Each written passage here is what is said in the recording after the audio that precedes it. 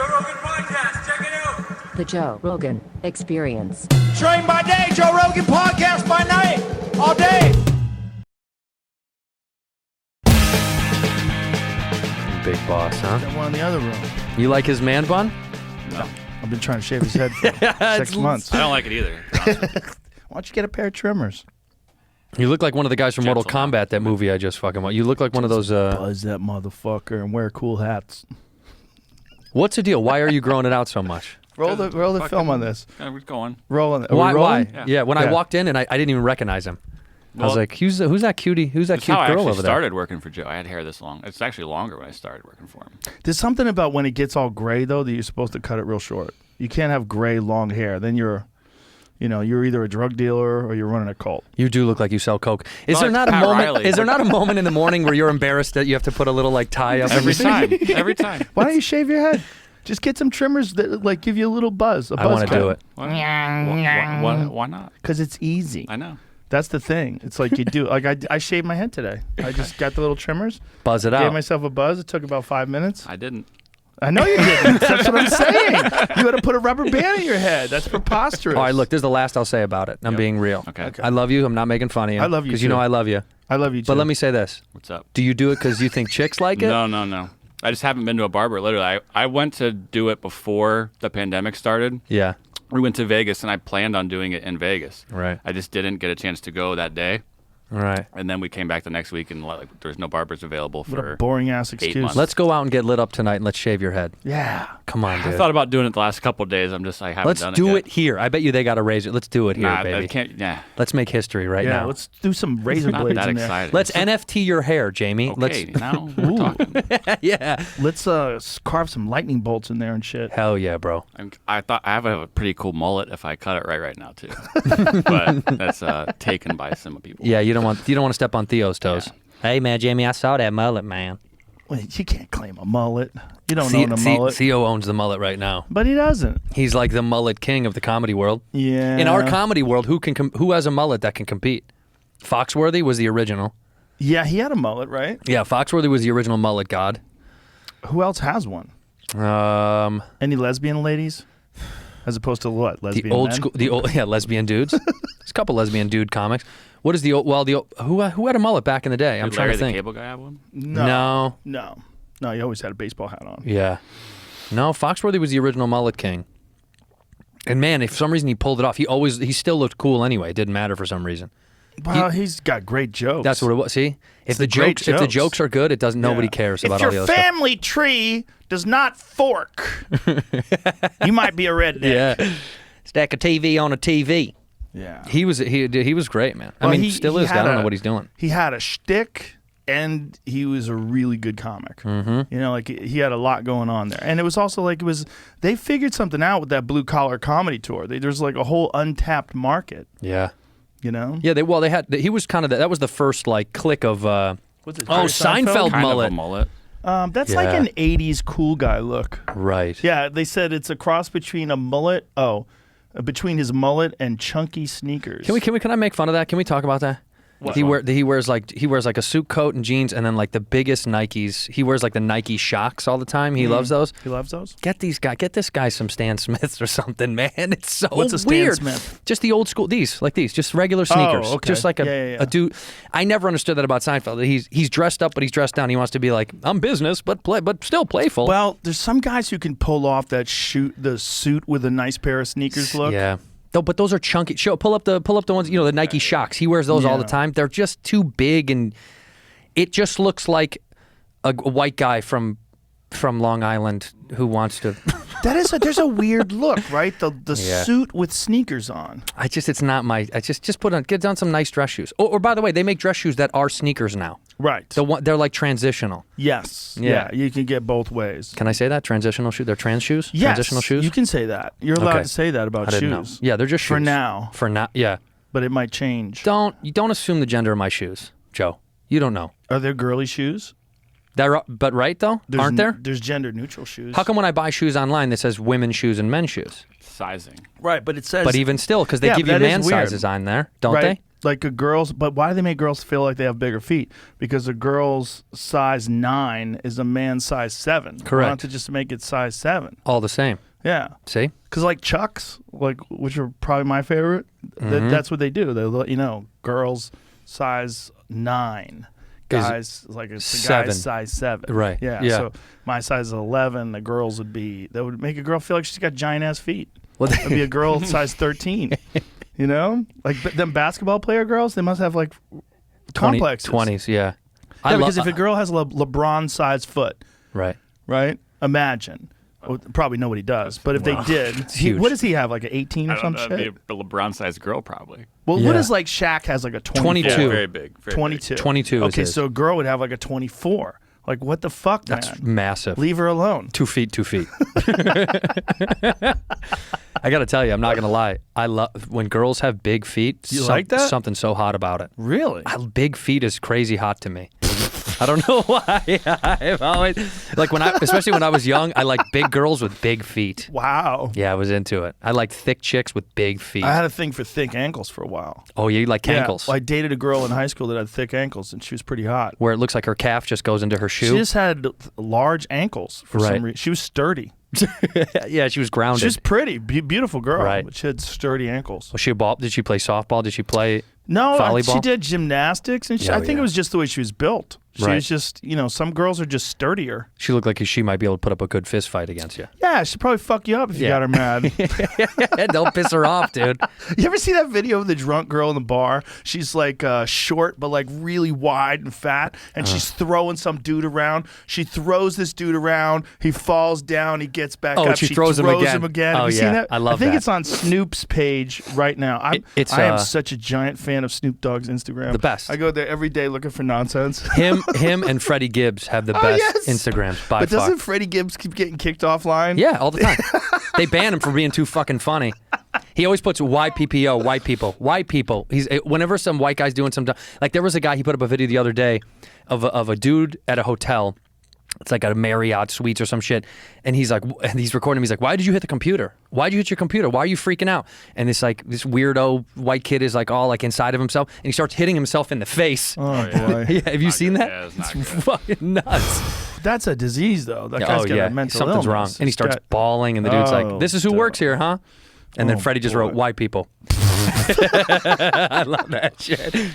White What do you people. got there, I Jamie? was trying to. Oh, that's it. That's it right there. There That's she is. her. That's her. Look fucking at that dude That's up. what I'm talking about. Look at the ankles on that gal. It's a thick lady. Look at how hard she sturdy throws she that is. dude. She knows how to throw her fucking weight around. Look at her pushing that guy around. Look at the throw, and look how the other dude slams into her, and nothing happens. She doesn't- it That's doesn't my even bother. favorite part. Watch. What's guy slams into her? Nothing. Nothing. Sturdy base. Very sturdy base. Like she did judo or something. Yeah. She threw him around like Steven Seagal. Look at that shit. That's what you get for cutting in line. She was pissed. She's like, "You motherfuckers are not getting before me." It's hilarious. That dude went down hard. I love Snoop. I love Snoop's Instagram. Snoop has transcended so many things. To go from a guy who was like had a murder charge in a gang, an actual gang member, right? Growing up in Long Beach, and then becoming someone that's like kicks. My grandmother loves him. He hangs out with Martha Stewart. Yeah, my grandmother thinks he's Yeah. hilarious. She's like, "I love Snoopy Who Dog." doesn't love him? You commented on this in 2019. Oh my god! She has a tremendous Tremendous face face. and a lifetime of drunken hand-to-hand combat experience. Said comedian, UFC commentator Joe Rogan. This is the highest level female white trash opponent you could face, and clearly that dude was not prepared. 100% not. Oh, that's hilarious. It was at McDonald's in the UK. Oh, that's hilarious. Shout out to her for having that kind of This- skill. Funny when I forget I've commented on It's things. not the first time we've seen No, it's not the first. There's a great one right now on Josh the Punk Thompson. You know, Josh Thompson, the former MMA fighter, commentator for Bellator now.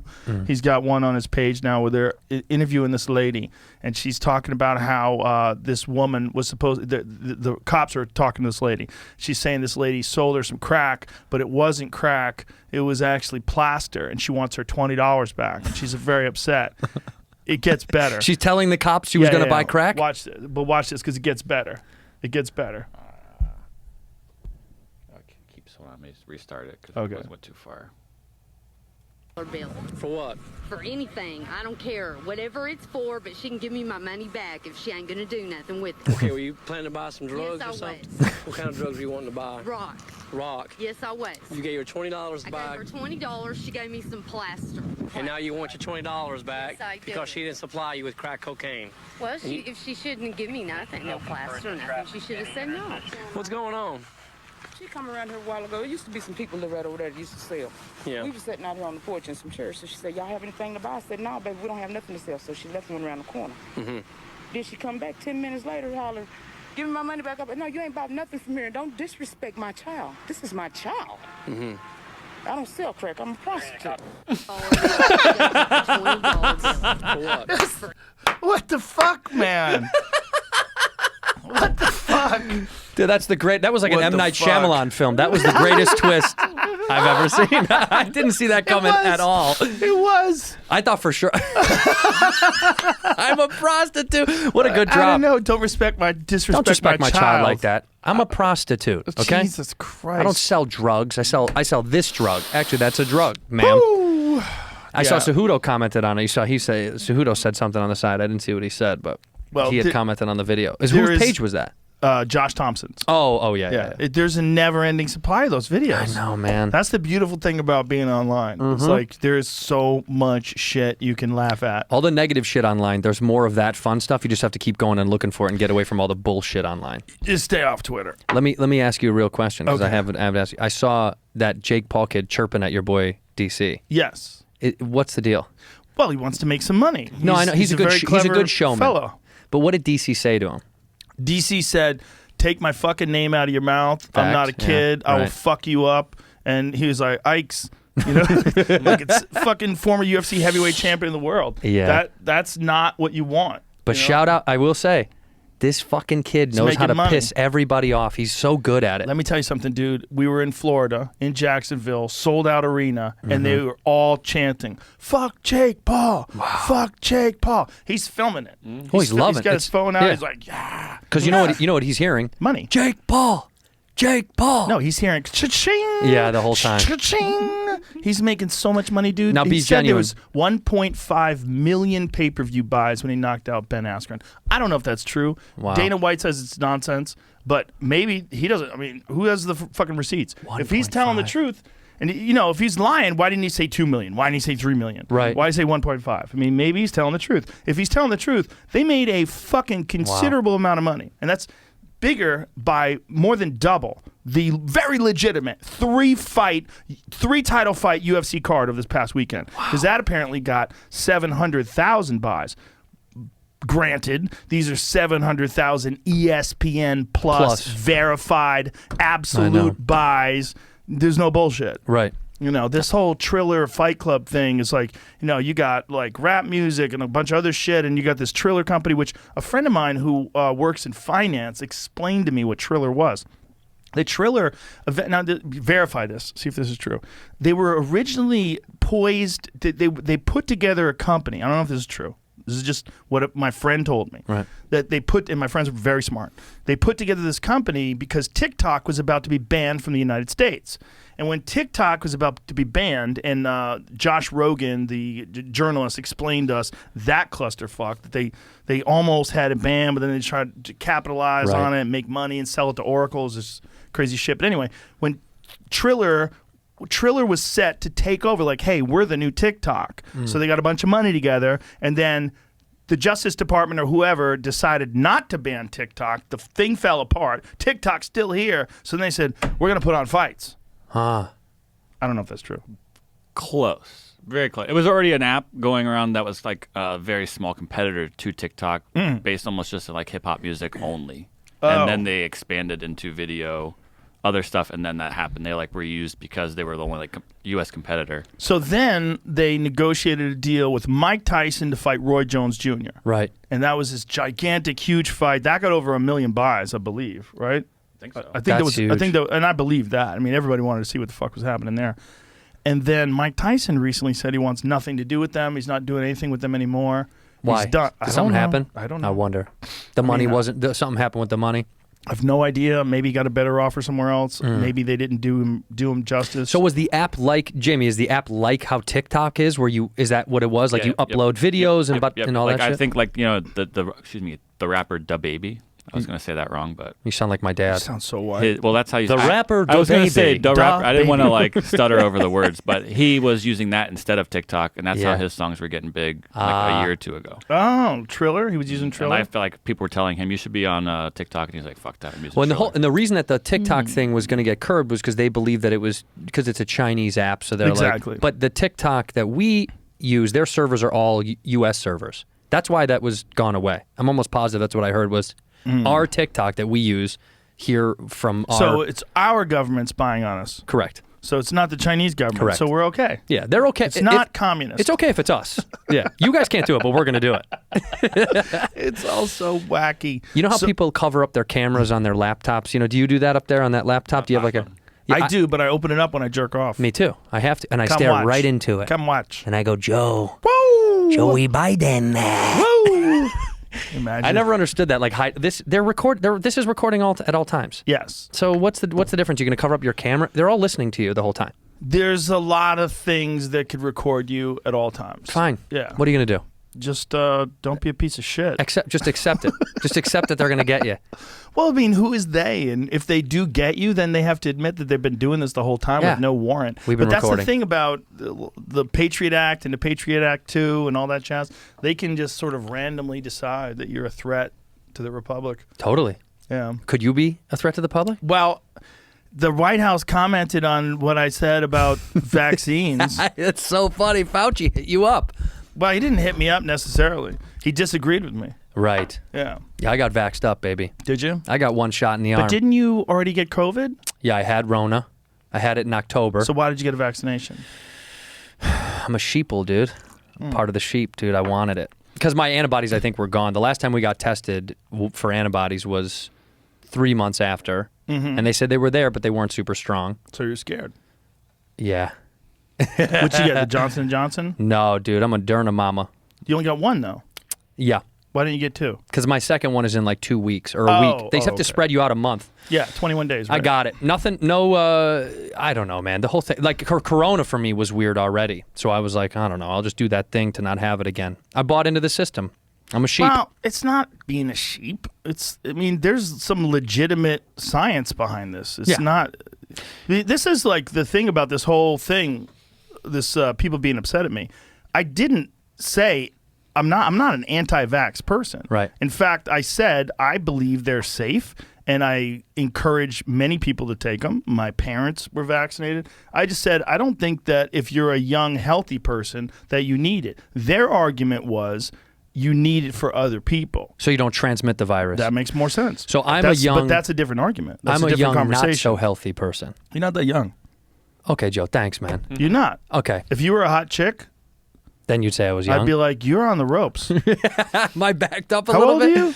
37. Yeah, you're on the ropes, bro. What do you mean? That's If you still have young. no children, and you're a hot Yeah. chick, let's be honest. I'm older now. You're on the ropes. Okay, fine. It's not bad.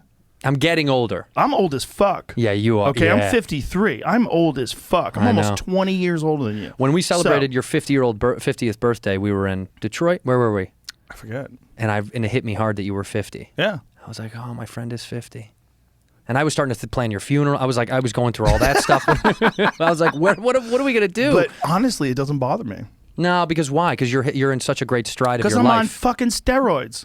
Because I'm juiced Give up. them to me, bro. No, I'm on testosterone replacement therapy and every vitamin known to man. I take a giant athletic greens every day. Yeah. I take a fucking pallet of vitamins. What do I feel need to take? Fantastic. What do I'm I in need the to take? sauna every day. Here's the thing: like all these people that are saying, and in many ways, listen. Here's the thing: these are not like planned statements. Let's be real clear. Yeah. When I say something stupid, I'm not thinking about what I'm going to say before I say it. I'm Right. just saying it. Right? I don't have an off-air and on-air voice. I don't. No. I have me. This is us. it. Yeah. Yeah. I got through the fucking net and I'm swimming in open waters. Okay? And that's just how I live. Yeah. I don't like if you say you disagree with me, I probably disagree with me too. I disagree with me all the time. If someone said you young, healthy 21-year-old people who eat well and exercise are not at high risk for coronavirus, but you should think about other people. I would say, well, that's a different argument, and yes, that makes sense. But I would say, aren't those people vaccinated? And shouldn't we vaccinate the vulnerable people? Yeah. And then we'd have a different conversation. Right. The problem is today, everything's all headlines and highlights, and it's all clickbait, which is fine. That's the business. Yeah. And I have a deep respect for real journalism. I love Glenn Greenwald and Matt Taibbi and people that stick their fucking neck out and do real journalism. But there's a lot of people out there that have to make a fucking living. And what's the best way to make a living? Well, here's one way. Take a jackass like me. Go over their podcast. Go over this 3-hour drunken, ridiculous podcast. Did we drink with Dave? Yes. No. Dave Smith? I don't know. I don't think so. No. No, I don't think we probably not. drank. Say no, probably not. But that's unusual. Yeah. A lot of times we're drinking Every time I'm here. or we're high. Yeah. You know, and I say stupid shit. I get it. And if you mind that and you make money off of that, more power to you. Sure. I don't care. Yeah. I'm happy for you. Right. But just don't lie. Just don't lie. Right. Get a little clickbaity. We're good. Yeah. That's okay. But I'm not going to lie. Let me say one other thing. I was going to get the vaccine. I was scheduled to get the Johnson & Johnson vaccine. The UFC had allocated a certain amount of vaccines for all their employees. Right. And so Dana said, do you want to come in and get the vaccine? I said, sure. What day? And he said, we'll set one aside when you come in for the fights. Come get vaccinated. I said, okay, great. I went in there. I spoke to Dr. Davidson. He said, the way the CDC has the vaccines allocated, we really have to do you at the clinic. So can you come to the hospital? And I said, I can't. I don't have time. He said, you'd have to come back on Monday. I said, I'll work this out. And then it got pulled. Right. Like right afterwards, Blood the Johnson clots. Johnson thing got pulled, which now here's the thing. Any medication, again, I'm not a doctor. I'm a fucking moron. And I'm a cage fighting commentator who's a dirty stand-up comedian who just told you I'm drunk most of the time. And I do testosterone and I smoke a lot of weed. But I'm not a respected source of information, even for me. If I say things, I'm always going, check on that, Jamie. I don't know if that's true. Right. I do that all the time. Right. But I at least try to be honest about what I'm saying. Or what you feel. Yes. Yeah. That's what it is. Yeah. You're allowed to feel. You're like, this is how I kind of feel. My parents got both shots. Nothing. Same with mine. Nothing. Same thing. My stepdad said he was tired for a day. My parents mom felt nothing. My mom's a gorilla. She is like, literally, you can hit my mom In with a her arm. meteor. She's She's like, like, what happened? Like, I had my mom get some stem cells from my doctor in Santa Monica. Yeah. And he was like, dude, your mom doesn't even flinch. I shoved this fucking giant needle in her knee and she just stares at me in the eyes. He goes, it was actually kind of scary. Do it again. Meanwhile, I get freaked out when I have too much of a block. I had tooth work done and they blocked my face. You know when they give you you get numb? bro, but it's called a block, and the block is where they have to numb one half of your face because they did so much you can't work. smile? Oh, dude, So you like Stallone. Yeah. But it creeped up to my eye, and at one point I told her, I was like, and I pushed her away. I was like, hey, this is like it's like up to my eyeball now, like this part of my whole face.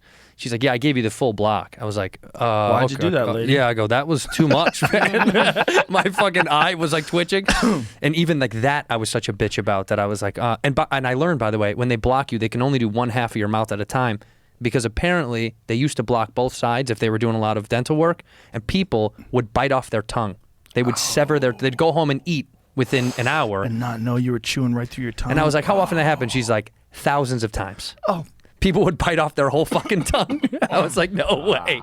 Oh my God, I feel terrible. So they had to. So apparently, whoever regulates the American Dental Association, you're only allowed to block half your face. But I'm telling you, dude, I've never felt that way. It was like my whole. I mean, she gave me a huge one because she had to get my my wisdom teeth and my whole side of my face, even my eye was numb. And I was a pussy about that. With my parents, they've already lived through so much. That's why they don't get bothered by stuff. Like your mom didn't flinch because she's like, I've lived through shit. Well, her parents came over on a boat. Yeah, I push people out of my pussy. I'm not gonna fucking freak out about your bullshit.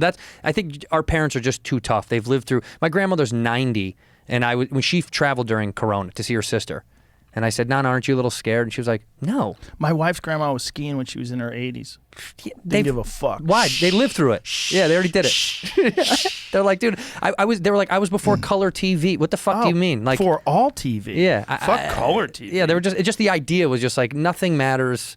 She didn't care. She was like, I'll be fine. And if I'm not, I'm 90. Well, here's an expression. I forget who said this to me, but I repeat it all the time, so I'm sorry if I don't give them credit. But the worst thing that's ever happened to you is the worst thing that's ever happened to you. Right. Now, you have to think about it. If you're like Francis Ngannou, who was 10 years old working in a fucking sand mine in Cameroon, you know what I'm saying? Yeah. Like, and you didn't have any money and you had to walk miles to school, Right. and, you know, you didn't have money for pencils and paper. That's the worst thing that's happened to you. Yeah. Or if somebody, you know, says something mean about you being maybe 10 pounds overweight and you're triggered. Right. Like, that's the worst thing that's happened to you. But it's the worst thing that's happened to you. Right. It's still the worst thing. Like, it's like we judge everything on a curve. So the worst thing that happened to you, if it's a terrible atrocity, or the worst thing that happened to you is like someone saying you're chubby. Right. We treat it like it's the same thing because we live in a soft time. It's easy to get by today. Well, we also live in our own little bubble, right? Like, we only know what we know, and we only want, that phrase also is the same meaning of, I can't relate to what it's like to grow up without a family in an orphanage struggling to eat. I don't know what that pain is like. I know what my shitty pains are like. So everyone's shit is their own shit. You don't know. Us making fun of Jamie's man bun may be really riddling him for the rest of the podcast. Jamie doesn't give a fuck. Yeah, he doesn't give a shit. Trust me. Don't I know chew him that gum well. so snarky at me, Jamie. He's all chewing right? neuro gum. It makes you smarter. He's ready to fuck Well, with then you need a whole fucking box of that shit. Wow. Jamie. And a microdose. Oh, you microdose today too? Yeah. Oh, how is it? You liking it? Yeah. I don't, can't really feel it, so I don't know. But it gives you like a nice What are you dosing right now? Yeah. Yeah, but what dosage? It's I took 3 point. It says 0.14. So like the whole package was about an eighth, and it broke Right. up into 30 pieces. So it's This like is very all small. just information for the DEA. 100%. Yeah. When are they going to Get 'em. legalize that? Jesus Christ. Well, didn't people. they? Wait, didn't they in the Pacific Northwest? Isn't it legal? It is in Portland, Right. in Oregon. Oregon made mushrooms and everything else legal. In Oregon, you can get steroids, you can get Wow. heroin, whatever. Everything is decriminalized. Yeah. What's the what? What But do you? meanwhile, you can also light the Capitol building on fire. Well, if you got enough people. In Oregon, the mayor of Portland, who was this like staunch supporter of Antifa, is now like, they are thugs. They're trying to ruin our city. He's even given in. They lit the lobby of his apartment building on fire, and he had to move out. Oh, is really? Listen, here's my message to the mayor of Portland. I think he's a good guy. I really do. I really do. I think he just didn't understand the animal that he was dealing with. He didn't understand that they want to burn it to the ground because they're fucking losers. Those people are fucking losers, and they don't want society to exist. Right. They want everybody to be burned down to their level. Right. They want to dress in black and throw rocks through Starbucks, and it doesn't make any sense because it doesn't have to make any sense because they found another tribe of losers. They all get together and they all do the same thing. They throw cement milkshakes at people. They beat up folks. They do their thing, Right. and it's fun. Because it's more fun than not doing that. Because they don't have anything outside of that. Do you remember there was a guy? It was either Seattle or Portland, who was this crazy Antifa guy who wound up shooting some other guy who was a member of this right wing thing. Do you remember that? Oh yeah, yes. Right. Yeah. And then there's this lady, just fat lady, like, you know, no respect for her body, in the middle of the street going, I don't give a damn if some fascist was killed tonight. Like, is that where we're at? Is that where we're at? What is you don't want to talk to what this does that person. even mean? I don't It doesn't understand. mean anything. Yeah, it it's means because it's nothing. nonsense. Because you're being a fascist Right. by your own actions and all the Right. things you're doing, justifying murder, your own actions. Right. This whole thing, lighting other people's property on fire, smashing windows, pretending that Apple, like the Apple Store, is the cause of your problems. Apple has literally supported all these organizations. They've literally said they support all these social justice organizations. Apple's like a super progressive institution. They're very progressive. Yeah. They're not the fucking man. They're the enemy. They're providing you with great electronics. But then people see it as any form of capitalism, any Yes. form of capital growth. Then they're bad. Right. Anyone who's doing better than you. Is It's bad. like you're playing a game and you can't win, so you unplug it and you light the board on fire. I'm taking my ball home. Yeah. Take your board. But you didn't even buy that ball. But finally, the mayor of Portland's coming around. And He's realizing how... Oh, yeah. He's doing press conferences. It's like, we have to arrest these fucking people. The mayor of Portland's telling people to snitch. He's like, if you see people getting out of a car and they're all dressed in black, get the license plate. Right. Get it to the police. Meanwhile, we defunded the police. Shit! Oh, fuck, where do we go? Shit! Now, that whole thing just is pure... Look at this. Yeah. Portland mayor asked residents to help unmask people behind violent protests. Cut to 24 months from now. Assassination squads. They hire Blackwater to go and fucking gun down these people. It just takes time. Fly them in. It's like steps. It's many steps before. There's like when you look at these foreign governments that hire these mercenary crews to come in and get rid of dissidents. Like, what do you think they're doing? What do you think they're doing? They're trying to get rid of the people that are fucking with them. This is what's happening in Portland. Someone's and so he's using the legal method now. Right now, he's saying, well, we're gonna get the police and we're gonna you defunded the fucking police. You defanged them. You demoralized them, and now you need them. Now you want them. And listen, man, every time there's a video of the cops being cunts and treating someone like shit, I'm furious. We all There's are. a video on DL Hughley's page today of some piece of shit cop talking to these really cool black guys who are friendly with him, and these guys shake their hand, and he's like, I don't know you. I've never seen you around. The guy's being an asshole.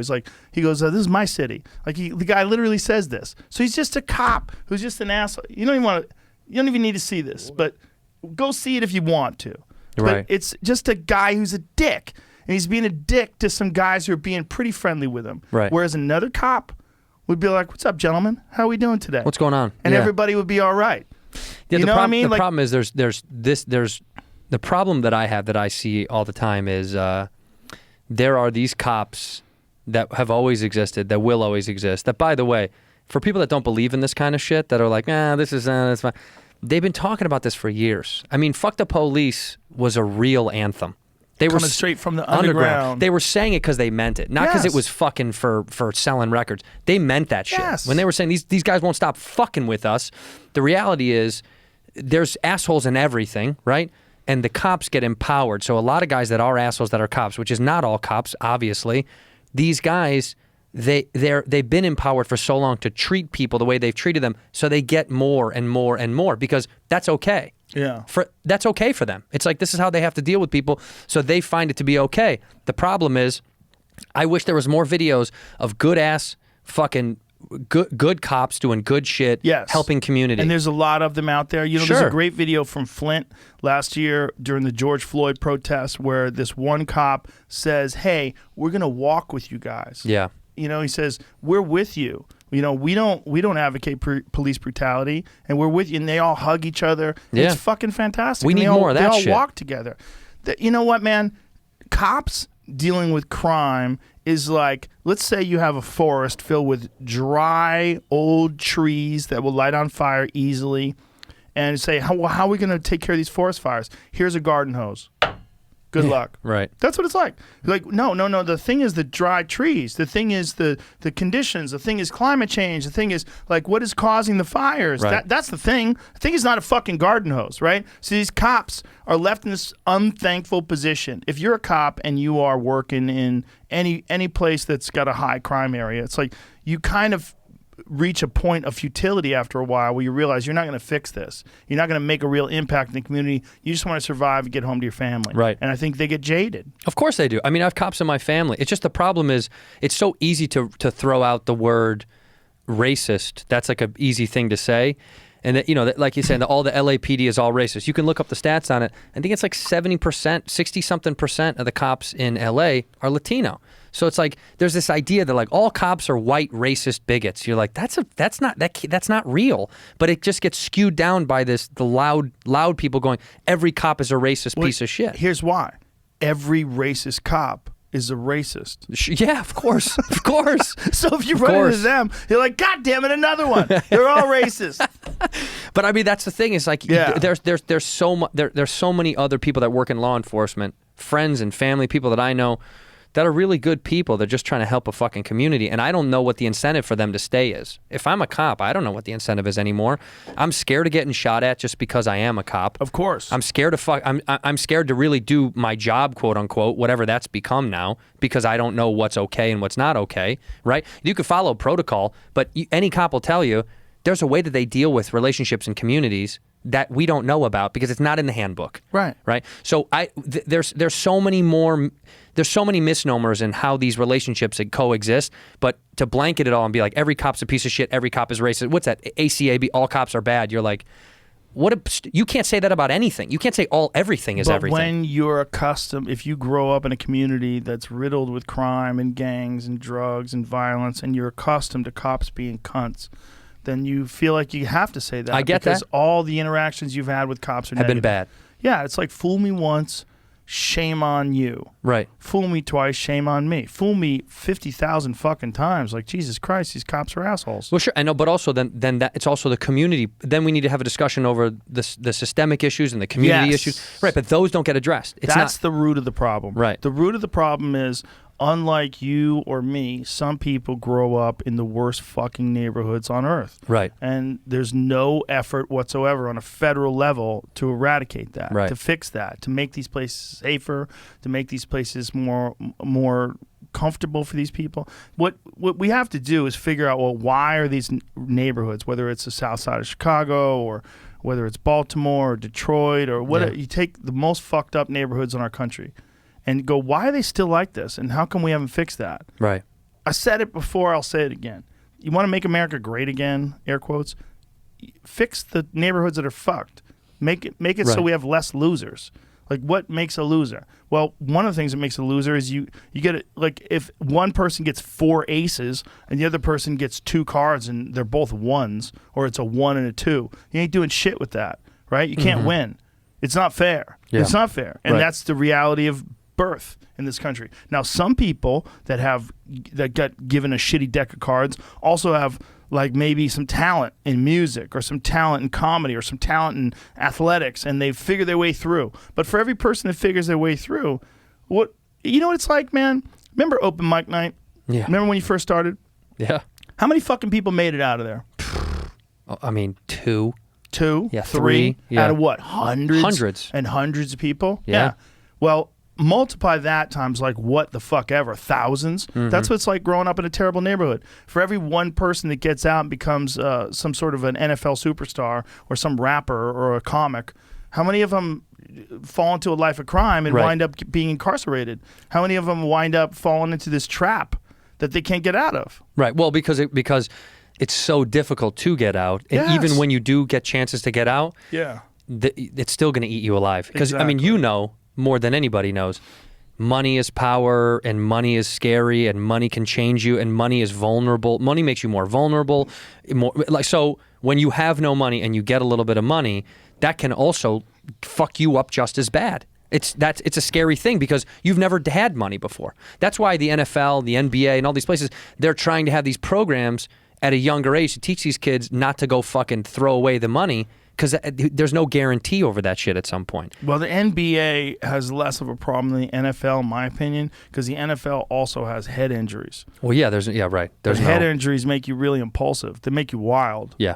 Well, those are trained killers. Those guys are fucking killers. They man. are killers, just like fighters are killers. Yeah. But they're also, like fighters, they get head injuries. Yeah. And head injuries make you wild. They make you impulsive. No one knows why, but there's one of the side effects. They're trying. The NFL's trying to do its best. I mean, I have so many fucking issues with the NFL, but, optics alone, like I have friends that are in the NFL, and like my beef is their optics were so important to them, but it was not based on any belief system. What do you mean by optics? Like they made the coaches wear masks on the side of the field, but not in the locker room. And you're like, what are you guys doing? Who is that for?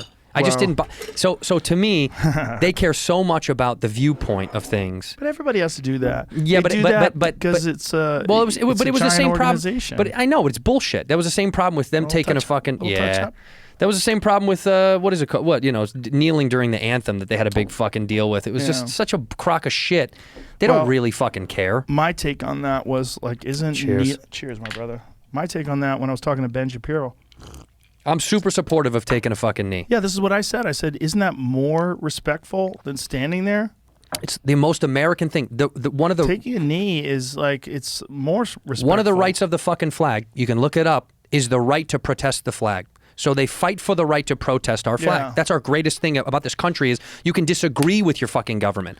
You can say, I don't believe in certain things. I need to have my voice heard, right? So they take a fucking knee to have their voice heard to go, I'm against something. But here's my take is it's not disrespectful. No. Because you are literally doing something more respectful to put attention on police brutality. Sure. So instead of like going, doing this, Right, like like this double would- Nate Diaz Right. in the middle of like the flag, instead of that, Right. they get to take a knee. I Right. think it's more respectful. It's a silent protest. It's not just a silent protest. It's more respectful, and it actually does achieve its goal. Right. Like, think about whatever you say about Colin Kaepernick as an athlete or what he did.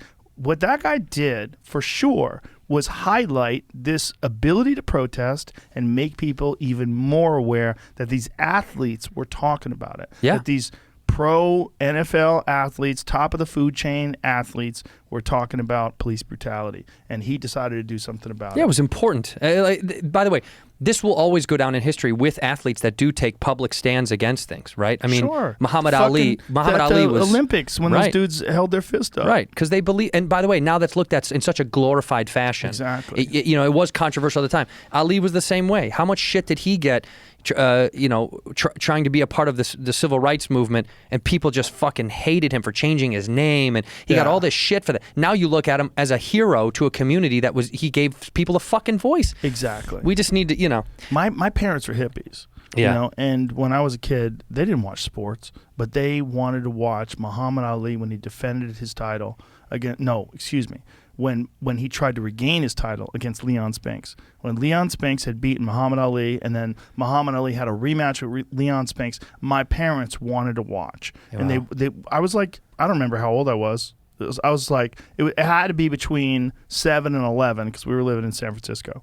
And they wanted to, and I remember thinking, like, this is crazy. My parents want to watch boxing. Right. But it was because Muhammad Ali, he had eclipsed boxing. He had gone past that and became this cultural voice. Right. He became this icon of he became a guy who stood up and said, I don't think this war is just, and I'm not going to participate, and I'm going to make a real sacrifice where I'm going to lose my career for 3 fucking years. Yeah. So he didn't fight at all for 3 years. And when he came back, if you watch his fights when he came back, he fought against, I think Cleveland Big Cat Williams was his fight, the last fight that he had in 1967. And then in 1970 when he came back, I think it was Jerry Quarry. Was that his return bout? I think it was Jerry Quarry. But he didn't look good. He looked like his body looked soft. He hadn't trained at all. He didn't train at all for 3 fucking years. So he went from being literally one of the slickest, fastest boxers the heavyweight division had ever seen to no training at all for 3 years. Then his style changed because he just didn't have the ability anymore because for 3 fucking years he did nothing. And then he came back and he started fighting and he was never the same guy. When you go back to his fights against Cleveland Big Cat Williams, bro, he was so fast. He knocked Cleveland Williams out. He was like moving backwards when he KO'd him. I mean, he was just so unusual. Like no one had seen anything, and he was shredded. Yeah. And then when he came back, it was like 3 years of his life were gone, man. He was just so busy trying to avoid being locked in a cage and trying to express himself and trying to get out the message that no Viet Cong ever did anything to me. He's like, why am I supposed to go over there and kill these people? You want to use me as some sort of a publicity tool to go over there and fight in a war that doesn't make any sense? I'm not doing that shit. Yeah. And my parents were all in. And that's how much of an icon he was. Right. My parents don't give a fuck about fighting. My parents never saw me fight once. I probably had like 100 fights when I was a kid. Never once. Never once. Because they hated the sport. They were like, what are you doing? I remember I showed them a video of me kicking someone in the face, and they're like, what are you doing? Yeah, but you do kick fucking hard. Yeah, but that's not even it. Like, they didn't even go to watch. Right. Like, they didn't tell me I couldn't do it, which is great. I was happy. I didn't even want them to come see me because it was so different from them, what they are. Right. You know, I was worried. They were going to say, you can't do that. I was like, God, I got to leave home. When you transitioned into stand-up, did that become a more palatable thing for them? No, they thought it was going to be terrible. My mother didn't think I was funny at all. Really? Did your mom ever say that you were funny? Has she ever said you're funny? Well, she knows I'm funny now. No. Yeah. She knows Oh, people yeah, think you're she's funny. coming to my Does she shows. think you're funny? Yes, she's coming to my show. 'Cause that's a big was really moment. funny. Well, Yeah. the moment that like changed my life emotionally was my mom said to me one day, she goes, like my first album that I ever made. And she was like, she repeated a joke back to me out of the blue. And I was like, what is that? She's like, that's from your album, your first album. I listen to it in the car sometimes. And I'm like, That's hilarious. Oh, fuck. It like changed my life because I was like, Yeah. you know, look, I never cared if my parents liked my stand-up. That was never why I was never like, what if they don't like it? What if my family thinks something? I didn't care. But just to hear my mom go, I like listening to it sometimes. I think it's really funny. Oh. It's like a moment in your life where you're like, well, fuck. Imagine too, like you made a person and that person is making you laugh while you're driving That's down the fucking road. weird. That's weird. Yeah, that's wild. Well, wild. any parent of someone who's has any sort of like impressive public skill set, that has to feel surreal. I mean, my parents kind of sometimes don't get it that I'm doing this too. It doesn't really, they know it, they understand it, but even still, you know, it doesn't really register. Do you know what I mean? Like, Yeah. it doesn't, like, they get it, but they're also like, if someone comes up to me and they're like, Santino, big fan, my dad's always like, well, fucking look at that shit. Like, it's almost like, he's like, yeah. He's like, What are the odds? he goes, how does that guy know you? And I'm like, oh, he saw me on something. And he goes, oh, okay. Like, Crazy. it doesn't land yet because it Right. doesn't really, because in my dad's mind, it's like Clint Eastwood gets people to say hi to him. Yeah. Not you. Yeah. You're a clown goofball. Yeah. You're not a real, like a star thing. I'm like, no, but some people know who I am. You know what I Yeah. mean? Like, I think it's just cool to watch them see it sometimes because my dad is always like, this guy fucking, he knows you. He's looking at, he knows you. And I'm like, yeah, no, I know, Dad. I know. He likes it. He thinks it's really fucking, it's cool. It's cool to watch them watch it. Fame's like a wave. You know, you got to Yeah. learn how to ride it. Well, mine's more like a ripple, but it's fine. I'll take the. But you know what I'm saying? Like, it's a little bored. You learn how to, if you just get on a surfboard, Yeah. you're not going to learn how to ride that wave. No. You got to relax and sort of let it happen and know what it is. That's why it takes people under a lot. The undertow of fame is fucking good heavy. point. You watch people. We Yeah. have friends that you see Yeah. get big, and you're like, Yeah. be careful, man, because the wave will crash at Yeah. some point, and you're get swallowed up. Here's what I believe. I believe you have to have some sort of exterior struggle. Yeah. Some sort of outside struggle outside of the fame that you focus your energy on so that the fame seems like not that big a deal. Right. Yeah. What's your outside struggle? It's always been martial arts. Right. It's always been that. It's always been training. It's always been training or really hard working out. It's always been things that I know are way harder than dealing with the struggle of fame. Struggle of fame is weird, but I also don't take, as weird as it sounds, I don't take myself that seriously. I really don't. How can you at some I, point? I understand who I am, and I understand I have this very bizarre impact with this stupid fucking show, but I don't take it seriously, like where I'm like, I have a message, I have an obligation. But occasionally I do know, so like there's this book that I've been trying to get out to people because I talked about it on the podcast with Action Bronson. I put it up on my Instagram, and I legitimately do go to it every 6 months or so, and I think I'm going to go to it all the time now. It's called The 4 Agreements. I saw you post that. There's a yeah. new one, The 5th Agreement, which is really good too. But I kind of already thought that way. I've always been kind of skeptical, but I verified things, you know, just based on just doing this podcast and talking to crazy people. Mm-hmm. But the 4 agreements are they're really valid. Like they really do hold up. And if I think that way, if I lock in and I really apply those to my everyday life, it has a giant impact on my happiness. And one of them is be impeccable with your word. Be impeccable with your word. Tell the truth. Tell the truth. If you fucked up, tell the truth. If you believe something that other people don't see and it's going to be controversial to say, tell the truth about your pros and cons and goods and bad. Tell the truth. Right. That's one of them. Another one is don't take things personally. I try not to take things personally. I really do. It's easy to.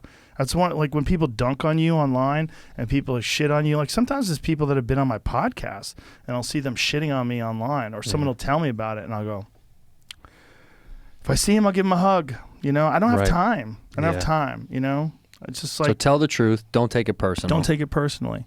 The third one, well, there's always do your best, but I think that's the fourth one. What's the third one? I'm trying to remember. I always fuck one of them He was up. putting a new hair tie in. He wasn't paying attention. Jamie. He's putting one of those ones with the cloth and it has a little metal piece. And you know what I mean? The ones that girls have and you twist it around. You know, Jamie, when I come in here, you know how much I love you. And that's why I like talking to you, too. Because honestly, you smacking that fucking gum is just hilarious. What is Mad it? at my shoes is what you're mad at. What is the other one? I know I saw your kicks. I saw his fucking Can't 11. get these yet. What's the other one? What? The fourth, Oh, yeah. you put them up there. Be Don't make impeccable. assumptions. Don't make assumptions. That's it. Don't make assumptions. That's a good one too. Those are four powerful, that's the thing about all this stuff. Whenever I read it, I'm always like, oh, this makes perfect fucking sense. It's so good, dude. It is literally the best tools for managing your mindset that I've ever encountered in my life. And the guy, if you get the audiobook, Peter Coyote reads it, who's an amazing actor and has a beautiful voice. Yeah. When he's reading it, it's like it's so perfect and sincere. It's so good. It's always simple shit like that. Like I'm reading, I know to you this is fucking dog shit, but Jamie might like it. There's a book called Golf is Not a Game of Perfect. No, And I get it. It applies to pool. by the way, it applies to everything. When I got it, this caddy gave it to me at this golf course. He was like, I have a book for you. Because I was struggling. I was like I was playing terrible golf and I was like getting annoyed. And he's like, what's going on in your life right now? I'm balancing a bunch of bullshit. He goes, do me a favor, read this book. But read it and just read it, rip through it. It's like 100 pages. And he's like, you'll tear through it. So I read it, and I got to tell you, I was like, fuck. It's just simple principles that are not about golf, really. It's about life. Like Zen and the Art of Archery. 100%. It's almost the exact same. It's Yeah. the philosophy of this guy who wrote the book. He's basically saying golf's not a game of perfect. Is just saying nothing is perfect in life. Trying to make things perfect is the foolish mistake. It's trying to manage things as they are and as they come. So in golf, it's when you hit a bad shot, you have to learn how to just get rid of that forever. It can't be the thing you think about in the next. Same Right. thing in jiu-jitsu. Same thing in Right. pool. Right. You cannot harbor, fuck, why did I fuck up the first takedown? Why did I fuck up the first throw? Right. It's got to be gone. Yes. So good minds, best golfers are able to just woof and disappear that stuff. Yes. So it's teaching you these philosophies in life that you can use as far as like when something negative happens to you, when somebody says some fucked up shit to you, when don't take it personally. How do you learn to just woof, throw that away Right. and move forward? It's a super positive book. I really recommend it if you're any kind of athlete, but if you're trying to play golf, he talks in there often about other athletics. Talks about football and basketball, and he's coached a lot of people over the years. And the one thing he says is the best athletes he's ever met in his life are so good at moving forward and even getting more confident after doing something poorly. Yeah. He's Because like, they know they can do better. right, which is such an Yeah. impressive skill. Your average human, me, every time you do something bad, it's a struggle to get over the fuck up. Yeah. But he's like, the best athletes, it's remarkable how their brain works. They're trying to refigure out how to do the next best thing better. They're not even remembering they fucked up. It's like gone already. Because they're task oriented. Right. They're concentrating on what they're trying to do rather than concentrated on their image. Right. They're concentrating on what people think of them or concentrating on how they, how they appear. Right. Yeah, All that shit's bullshit. Instead of that, just concentrate on what you're trying to do. And when you make a mistake, one of the good things about mistakes, especially embarrassing and humiliating mistakes, is they empower you to do better. Because that feeling of sucking. So why bombing is so important. It's so crucial. And it's so hard. It's so hard. But it's so good for you. It's so Yeah. good for you because when you do bomb, you learn like, oh my God, what did I do wrong? I don't ever want to feel that fucking terrible pain again. The first time I followed Diaz in the OR, I was, it was like the best spot I had gotten in years, because I got regular status in 2010 or 09 or 2010. You want a cigar? No, I don't smoke cigars. You know that, man. Really? I can't. It just looks like a penis to me. I can't It do doesn't the. look like a penis. I It know. looks like a cigar. To me, because of my Let that past. go. Because of my past.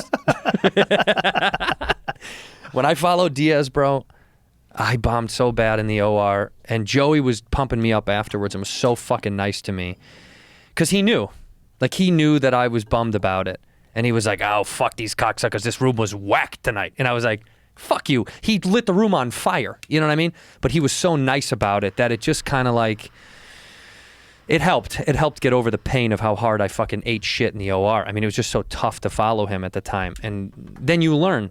Then I learned. Then I followed Diaz a few times, and it was no big deal. You're gonna eat shit if you keep trying new jokes. Oh yeah. It's just That's what you said at the end matters. Yeah. If you're trying new shit. Yeah. There's I some was people talking that never to a try buddy new of shit. mine who takes this guy on the road with him, or was taking this guy on the road with him for a while. And I said, hey, how's that guy doing? He goes, I had to stop using him. Kept doing the same fucking jokes. Yeah. But some guys, when you take them on the road with you, one of the things that happens is they stop doing other sets. So, like, say they go on the road with you and they're doing, fucking Zanies in Nashville, and they're doing the Improv in Chicago, they're doing these nice clubs, and then they come back and they don't want to put in for a Tuesday night. They don't want to put Fucking in. lazy. Yeah, they're lazy. They're Right. lazy. And those are the guys, they develop a little bit of an act. I've had a few of those guys that I had to cut loose, and they kept trying to go back on the road with me. I'm like, hey, motherfucker, I saw you on the OR like a month ago, and you were doing some shit you did on the road with me 7 years ago. Yeah. So no. Yeah. So no. Yeah. And that's... Are you talking to me, Joe? No. No, I love you. No, I'm kidding. No, not you at all. The guy that I have with me, this guy that I brought, Chris O'Connor, who opens for me, who, he's a great comic. It's like, it's hard for me to say that when I'm like, oh, he features me. He's a headlining comic of his own right, but he always has new stuff. And I think what I appreciated about when I would come out with you was you never were somebody, first of all, you were never a clock watcher, which I'm always so nervous about. I'm like, I got to get off. And one time I got off and you were like, what the fuck are you doing? And I was like, it was like 30 on the nose. You're like, fucking, what do you do? Like, you didn't expect me to come off. You were like, why didn't you just fucking keep going and close as strong as you could? And I was like, I just want to get the fuck off stage. You were always big promotional of us, me, Tony, no, I remember Ian. that. You looked at the clock. You're like, oh, I got to get out of here. I'm like, what do you do? Get fucking close. Yeah, I know. You Well, because I was like, don't- get the fuck off. They're here for Joe. But you were promotional always of us, of being like, go out there and fucking smash. And when he's killing in front of me, makes me feel fucking more empowered to go kill. It was like, oh, dude, he's killing. It feels good when someone you are working with is smashing because they're doing stuff you haven't seen before, and it's new and it's powerful, and you're like, holy fuck. It makes you feel like you're in this realm of great comedy, and you're bound to do well. Like, you're bound to do a better show then. Yeah. Instead of, there's guys that we both know that take out fucking people that struggle, and you're like, why are you taking out someone that's not writing new 'Cause jokes? they want to and be a hero. Nah, it's not worth It's it. not the right way to do it. It's a coward's way out. It's No. not. I've taken guys on the road with me that didn't do good, but I was hoping they did good. It's like I was giving them chances. I wasn't taking them on the road because I thought they sucked. I was taking them on the road because I saw them have great sets. But sometimes those bright lights and thousands of people are like, It'll fuck you up. like, do you remember the first time you did an arena? With you, yeah. Do you remember that feeling? 100%. I can't forget it, man. You walk out there, you're like, Jesus, fuck. There's so many people here. There's so many people here. It's so great. But then you get into a rhythm, and then they start laughing. You're like, the laughter's so loud. Yeah, when we did San So Diego, crazy. San Diego? Yeah, San Diego in the round on 420. I remember stepping on the stage and feeling about a half a second of, oh, fuck, I'm overwhelmed. Yeah. Like a half a second of, oh, shit, this is too much. And then once you go, you're like, all right, I'm good. It's just like you shed all this shit off of your body. It's like taking off a bunch of armor, and you're like, Yeah. I'm good. I get out there because you're tense, and you're like, all right, I have to fucking take on all these motherfuckers. And then as soon as you take off the armor, you're like, come on, man, I'm here You to just fucking gotta entertain. be who you are. Yeah. Who you are in front of 90 people is who you are in front of 19,000. It's the same thing. Well, this is, for me, it's curious because when we were going out together, we were doing, we were doing a bunch of theater, big ass theaters, and then we were doing arenas too. But then we started doing clubs. We came back here to Austin and did Cap City together and did a bunch of shows. Me, you, and Tony, and then Perez was with us too. George and Perez was with us. Shout out to my boy George. I fucking love him, bro. I love George. I miss George. Me I and miss him, a lot by the of way, people. me and him were dying laughing at dinner when Alex Jones showed up, and him and I, because he was just high as a fucking kite. Such a wow. I love George Perez, but when we were here in Austin, you were having the same feelings that we were talking about when it was an arena or a theater. It was like, those are just as good. Those rooms sometimes are just as powerful. Well, that's one of the. It's so sad that Cap City went under, but that's one of the things. They're coming back though, no? It's not the same place. Oh, right. They're it's opening up moving. under the Helium banner. Grossman's. Yeah, Mark. Yeah. He's opening up a place called Cap City, and he's doing it in the Domain. And look, if Helium's going to do it, it's going to be great. Yeah. Because he's got fucking great clubs in Portland, and he's got great clubs in Philly, everywhere. Yeah. It'll be amazing. Yeah.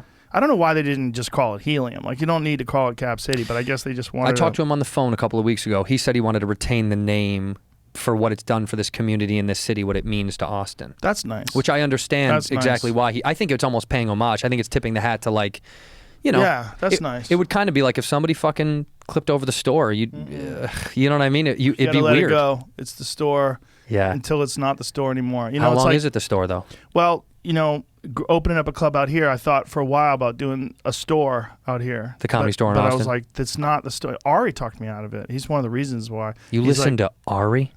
under Joe. odd occasions. More than I should. No, a lot actually. I listen to him a lot. But he was like, it's only the store if it's Mitzi. And I was like, fuck, you're right. Yeah, there's a lot of He truth said in that, that. and I almost started crying. Yeah. I was like, fuck. You know, like I love the people that run the store, and I'll support the store, and I'll say this to all the people that are working there. I will continue. I'll put it on my Instagram. I'll talk about it on my podcast. I love the store forever, but I want to do my own thing out here, Yeah. and I want to do my own thing in a way where I don't want to do it like a business. I want to do it like I just want to do it the way it should be done. You know, like the club that I'm going to open up out here, the whole idea is just to support comedy. That's the whole idea. It's like I feel like baseball has been very, very good to me. Yes, you it has, know? Sammy. Yes, you know it what I mean? has. It's like comedy's been so good to me. It's like I feel like what I want to do out here is I want to just do something where it just supports comedy. And I want to make it a safe place for wild people where you could just get wild. You could just have some fun. And I want you to figure it out. I want you to figure out this weird puzzle that is your own personality dynamics and your past and your life and your neediness and your weirdness and your need to be accepted and your need to be a part of a community, and then just build this community that fully embraces everybody that tries to do that. Fully embraces everybody who, like, here's our thing. Our thing is comedy. And if you're really committed to that thing, we're committed to you. Yeah. We're committed to you. We're committed to each other. We're committed to community. I want to have great food for people that work there. I want everybody to eat free. I want you to be able to come whenever you want. I want to pay people well. My goal financially is to break even. That's my whole goal. Right, you should just not lose on it. That's all I want to do. How big is it, by the way? I'll tell it to you. Yeah. It's all confidentiality shit. Some of it's been leaked, but a lot of it's wrong. Right. A lot of fake shit out there. Well, I want to talk to you about it because I'm interested about I it. can't tell too much about it, but I'll tell you everything. What is Off it? air. Do you have a name for it? I'll tell you that later. Okay, great. I'm excited to hear about all of it. I mean, look, you sent me photos privately. Shh. I didn't show Shut them the off to fuck- anybody. No one saw. Everybody saw that, you know. Nobody Stop saw. lying. Nobody Your saw. opening act? And nobody saw. He hasn't seen him. You can go ask him in the hallway. If I showed him pictures, Okay. he'll say no. Okay. That's how much. See, that's I how much. believe you. Because you said to me, you said, "Don't show this to anybody." And I said, if you're sending me nudes, I have to send this around, Joe. It's going to earn me some fucking money. No, but of course I didn't. No, it just it's a new hope for what's going on down here for you guys. I mean, look, you know, you were calling me being like, you got to move down here. I can't, dude, because Dylan's down here. I can't be near Tim. You know, Why? I just can't. He's can't trying to be fuck near. Yeah, too many times. It's like I get it, Tim. Like I'm down, but You are like pretty hot, though. yeah, I'm sexy now. If I was a gay guy and I was quite portly, I'd be looking for a... Quite portly. I would be looking for a... You know how like good of an album that would be? Slim, sexy Slim Ginger redhead. Boy. Yeah. His next album should be called Quite Portly. Quite portly. Yeah. No, I love Tim. I just Tim's a monster. this place I don't belong. I can say that. I can feel it when I walk around. They look at me like, get out of here, you fucking asshole. Okay. This place is shut up, Jamie. Don't fucking laugh at me. Jamie, you too. You walking around. By the way, I want to ask Listen. Joe. What number shoes Jordans are those? Just give me the number of when they came. The number. You think I fucking... I know, but give me a guess. I don't know. He's up to what is he up to now? 31. You could go 1 out of 30. Sure. 1 out of 30. 30. 22. Yeah, half of that. Those are the 11s. Those are iconic, patented leather. When we were kids. From 2011? Is that what it is? No. That's the number 11 shoe. 11th shoe. Oh, okay. But for us, when we were kids, those were, well, the original colors were the Bulls colors, and they were by far embedded in culture as like the coolest shoe he had ever made. He put patent leather on basketball shoes. It was insane. Are those patent leather? Yeah. See how it's shiny? It's hard to tell under the table like that. But in these ice These blue are the all white bottoms, ones. They're kind of yeah. tight. Oh, they're fucking so sick. I like those. I'd wear those. Oh, you're gonna get Joe into some fucking I J's. tried. Those They are tried. fucking dope. Jamie got me wearing some slick running shoes. What do you get? What do you get? He's got. Well, these are- Yeah, you got Air Maxes. These are Air Max. I saw the Maxes. I love the. I These love are- that you're rocking those. They're very comfortable. I got those in golf shoes, the 97s in They're golf very shoes. comfortable. What we got to get him into is like you won't wear high tops though. No. No, see that's the problem. Some They'll- of the best they'll are high fuck you up tops. if you try to kick somebody. Is that what it is? Yeah, they get in the way. You're still kicking people, dude. Yeah, you don't want to. Well, in the streets. here's the thing. Imagine if all these years go by and it comes a time where I have to fuck somebody up Yeah, and I have high tops on. And I'm like, God damn it, Cheeto. you're going down. What have you done? You're thinking of me the whole time. You I'd can't be kick. thinking of him. I'd be like, can't even move right. My ankles are all What did- inhibited. What did Chuck? Did he have like cowboy boots on when he was doing that? Yeah, but cowboy boots are easy. Cowboy boots fly right off your feet, man. You know, the cowboy boots are designed to fly off. Do you understand that? Yeah. Yeah. Do you know So you that? don't get stuck. Yeah, you don't get stuck in the what's those things called? Reins?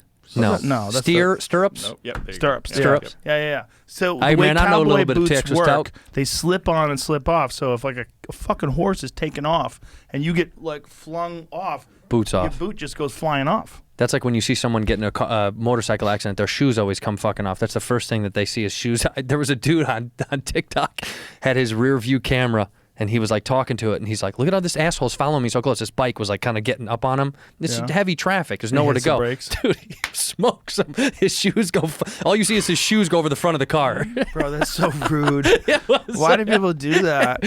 Honestly, it's so mean to laugh. You So can tell the dude got rude. fucked up, but man, was it funny to watch. You don't just get fucked up. Like you might get fucked up for the rest of your life. There's no car around you. I know, dude.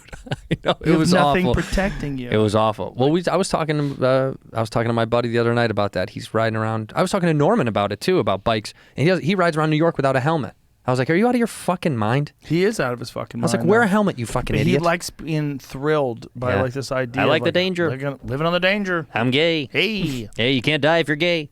you have a really good Norman. That's my no. That's not bad. I did it to him. I did it on my podcast. I did it to him, and he loves it. There's a I'm gay. podcast that just got released. It's Giannis Pappas, Mark Norman, and Whitney Cummings, and I think they fucked. Oh yeah, they all got fucked up. I Yeah, think he they told me all about had it. an orgy or something. Yeah, he told me. No, not, they were not really. She but got drunk on. She's got this kombucha. Well, yeah, she is on ketamine, 100%. She's like, we got drunk on kombucha. They did a 5.5 hour whatever. podcast. Yeah, they got fucking lit. You remember the days when podcasts, like everybody was telling you it has to be an hour? That shit's changed. Well, what's your longest podcast? I don't know. Jamie, what is it? What do we think? I've done a few fives. Yeah, in my head, there's one that's 540 something. Is that Kevin Smith? There's one with Bert that was like 2 parts and long. You sat with that guy Yeah. for 5 hours? We were hammered. Yeah, that's why. Couldn't get up. I couldn't fucking leave.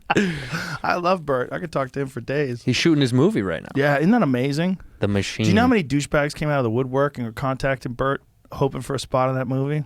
Oh, sure. I mean, come on, man. That's like Yeah. anything. That's But like that's what we're escaping out here, Yeah. Cheeto. Oh, yeah. There's none of that shit out here. They're going to follow you because of you. You're a Yeah. fucking magnet. You're a It's- magnet. People are going to come They're out not- here. The movie people, the TV people, they're not coming. Well, look what you, oh yeah? Watch what you What say. are they gonna do? Who the There's no fuck? They'll movies set out up camp out here. They'll There's start no- shooting. There's no. You think Texas won't give them tax breaks? There's no movies. Look up the economic influence that you fucking changed out here. It will you will draw more than you know. Don't look that up. I don't No, want to no, know. He doesn't I wanna did. know. Yes, the big news of there's added seats of Congress. 1 away from California, Because of this. 2 added to Texas. Because of you, big dog. See? It's not directly that, but yeah, maybe. It's Oh. not because Butterfly effect. This is all because of things. I have- Because of things. I have a minor impact on dirtbags. There's a lot of dirtbags moved here. A lot of fucking people moved, and a lot of people have the idea to want to move here. Yeah. And you're a part of the conversation. If you don't want all the credit, that's fine. I definitely don't get all the credit. It's not. No, honestly, like Okay, looking look, at it you moved objectively. here. Elon and his company moved here. Yeah. Other companies are progressively trying to get to Texas. But there's a lot of reasons. It's because California's so bad right now. I know. I'm loving it. I'm sitting in the wildfire, baby. It's not the wildfire. It's the homeless invasion. Yeah, it's great. We love it. Good. I have them over for dinner now. Good. I go, fellas, jump in. I let them There's all in the a fucking guy van. who's a security expert who sent me an email yesterday showing me how things have been decriminalized and some of the things have been literally invasions into your home Yeah. by people who are intoxicated. So if someone invades your home and they're under the influence of drugs, so all you have to do is do coke and kick someone's door down. You're good. And literally, they won't arrest you. Well, it sounds like It's so nuts. It's kind of fun. He was sending me this thing describing me like all these not describing just me, but it was basically he's a security expert, and it was a detailed analysis of all the problems that have incurred over the pandemic. And he said it's like nothing we've ever seen in our lifetimes. Yeah, LA's a fucking nightmare right now. I'm not even going to lie to you. I was doing a show in Hollywood, and I was like, this is the worst I've ever seen it since I moved. I mean, when I moved in 06 to LA, I remember the store was dark as fucking night. It was it was gross and weird and negative and fucked up, and Sunset still was like a little fucked up and nasty, and things hadn't started to What year level was out. this? 06 when I moved there. What time did you go to the store though? The store was good until 07. I don't know about good, but I mean, it was like, for an open micer, it was still a fucking awful place. 07 is when I left. And that's when I started, I put on my That's website. when I moved in the winter of 06, so by 07, I was going around the store for mics a lot. I was poking around doing coffee shops and the Room 5 and the Acme Theater and all that stuff. I think February of 07 is when I got barred. That's when you got clapped out. Yeah. Man, did they pick the right horse, huh? Well, it worked out in the long run. For who? For them. Yeah. When I came back. When you came shout back. out to Adam Egget. I don't know him anymore, by the way. He's my friend. No, I don't know him. I don't know who that is. What happened? No, I love him to death. I just saw him with Spade, and I was just so happy to fucking see Is him. that why you don't love him? With Spade? You don't love Spade? No, I love Spade. Okay. Spade is no, Spade's a good he's a sweet boy. He sends me voice texts a lot. He doesn't like to don't like text. Huh? He sends me only voice texts. Don't make me listen to you talk. Oh, he wants me to hear his voice. He likes Send that. me something I can skim over real quick. I'm at a red light. Thumb through.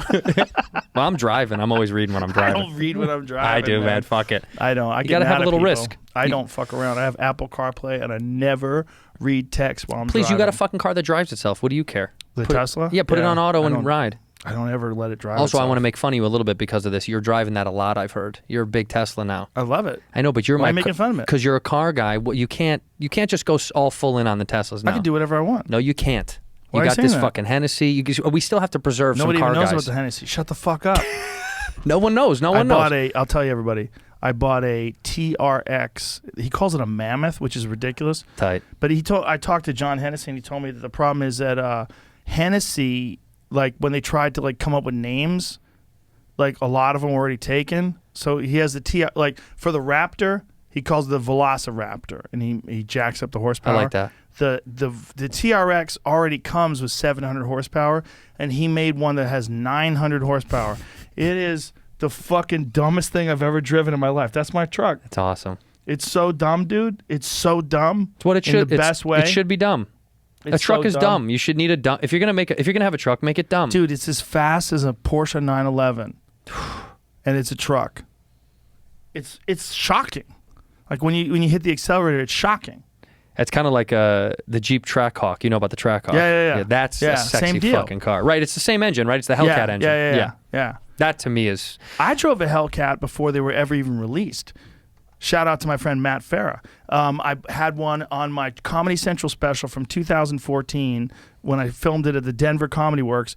He arranged it. Matt Farah hooked me up with Dodge, and Dodge gave me a Challenger Hellcat. Wow. It was like, so the intro to my comedy special was me, high as fuck, wearing a NASA outfit, asleep in a field, and I wake up and I jump in a Hellcat and I drive to the Comedy Works. Oh, that's great. Yeah, and it's that was like before they were even released. I was driving that thing car, around Denver. that car is a bad fucking car. I'm not in love with the design, the style of it. For Challenger? me. Yeah, I'm not in love. What are you, a communist? Too chunky. It's fucking perfect. Nah, the old Chargers, to me, I think the old Chargers that had the body was more sexy. Well, a Charger's a different car. You fuck. Charger and Challenger are almost They're- the same new body. No, they're not. The new body looks almost no, the same. They're not. Bring You them up. Shut the fuck Look at how up. close they look. Listen to me, dum dum. Look at how close they look. A Charger's a 4-door. You fucking idiot. They have the same chunky ass and big fucking hood. No. Yeah, they do. Look at them. They're hugely different. And the old Charger's the goddamn Dukes of Hazzard card. Yeah, that's Yeah, why the look old at ones that. are beautiful. Go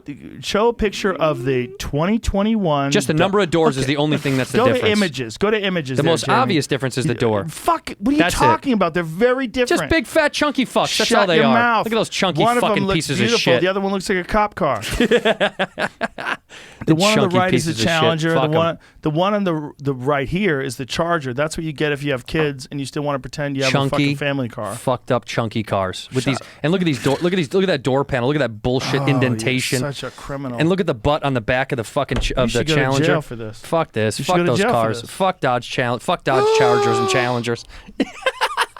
I love the old ones. Everyone's gonna be like, you motherfucker. They tried to do an homage to the old cars, and I think they nailed it. I like the fat ones with the wide body. Look at that one on the right. Look at that one on the upper right. Like right there. Get that bigger. Come on. You don't like that? It just doesn't do it for me, If man. you don't like that? No, it doesn't do it for me like at all. being shit on. I like European sports cars. Sorry. I do too. I just think I don't like American muscle, new muscle. I like old American muscle. What about a GT500? Have you seen the new Shelby GT500? Yeah, look. You don't like that? Shelby makes beautiful cars. I'm not an American muscle guy. I like European sexy fucking. Pull up a 2021 silver with black stripes Shelby GT500. First of all, you know I'm not driving around with stripes on my fucking car. You should. I'm not So let 14. everybody know you're a racer. I'm a quick guy. Beep beep. I'm into going Fuck that. fast. To me, I want to go fast. To me, I like the sleekness of European speed. I Do think you it's know that sexy if as you're not fuck. first, you're last? What is this Ricky an ad? Bobby? Is this an ad for, No, for it's Ricky Bobby, Talladega Nights? Talladega Nights. Yeah, ain't Come first. on. You're Look like, at that! it's fine. Shut your fucking hole. Make that full screen. Fine. Come on, son. No, look, The Shelby fuck? makes it. What the fuck are you talking about? You know, That's the only gorgeous. problem with that is it's a Mustang. I'm gonna but buy outside one of right that, it's now. a nice car. The only problem is that what did you even just say? Bro, that's an amazing I just car. like baiting you, bro. I just really like baiting. That's an amazing No, car. Shelby makes a fucking beautiful Look car. how pretty that is. Gorgeous, Oh, man. I love it. Yeah, it's still Hottest car in the lot. Still a Mustang. What does that mean? When you open the door, it goes bum bum bum. Still has a fucking. Do you No, not I like it. You don't like Mustangs? No, I don't Are like you a Mustangs. snob already? Yeah. What are you going to do when you get really rich? I'm never gonna get really rich. I'm gonna stay. I want to stay fly right under the clouds. Here's my thing. I like those cars. They're beautiful. My biggest beef with American muscle cars is the interiors look like fucking toys. That's not true. Yeah, they look like shit. Not anymore. American muscle cars on the inside, there's nothing sexy about their interiors. Is a Corvette a muscle car? Sure, of course. Okay. The inside- Pull up 2021 Corvette interior. It looks it's like gorgeous. it looks like shit. You don't know what you're talking about. It looks like shit. You're talking a lot. Pull it up and let's see of it. Nonsense. I'm gonna keep talking that fucking nonsense, straight dude. out of your You fed me butthole. some sauce and I'm gonna go for it. It's the Irish curse. You give me the sauce, I'm going for The it. Irish curse. Look at the inside of that fucking bullshit Gorgeous. toy. Like a kid designed that. Like a fucking smart kid that's Look at going how to figure dumb out how that to get to the fucking moon looks. quick. Look at how fucking dumb that looks. Please. Yeah, so dumb. It makes my dick hard. What are you saying? It looks like a Why dumb is it toy. dumb? Don't give me that right-hand drive shit. Look at that. Look at that. Come Stupid. Stupid. What are you saying? What is That that? looks An gorgeous. iPad? What would you need that for? What is on. that? So you can see where you're going. By the way, I'll tell you what's the worst interior now.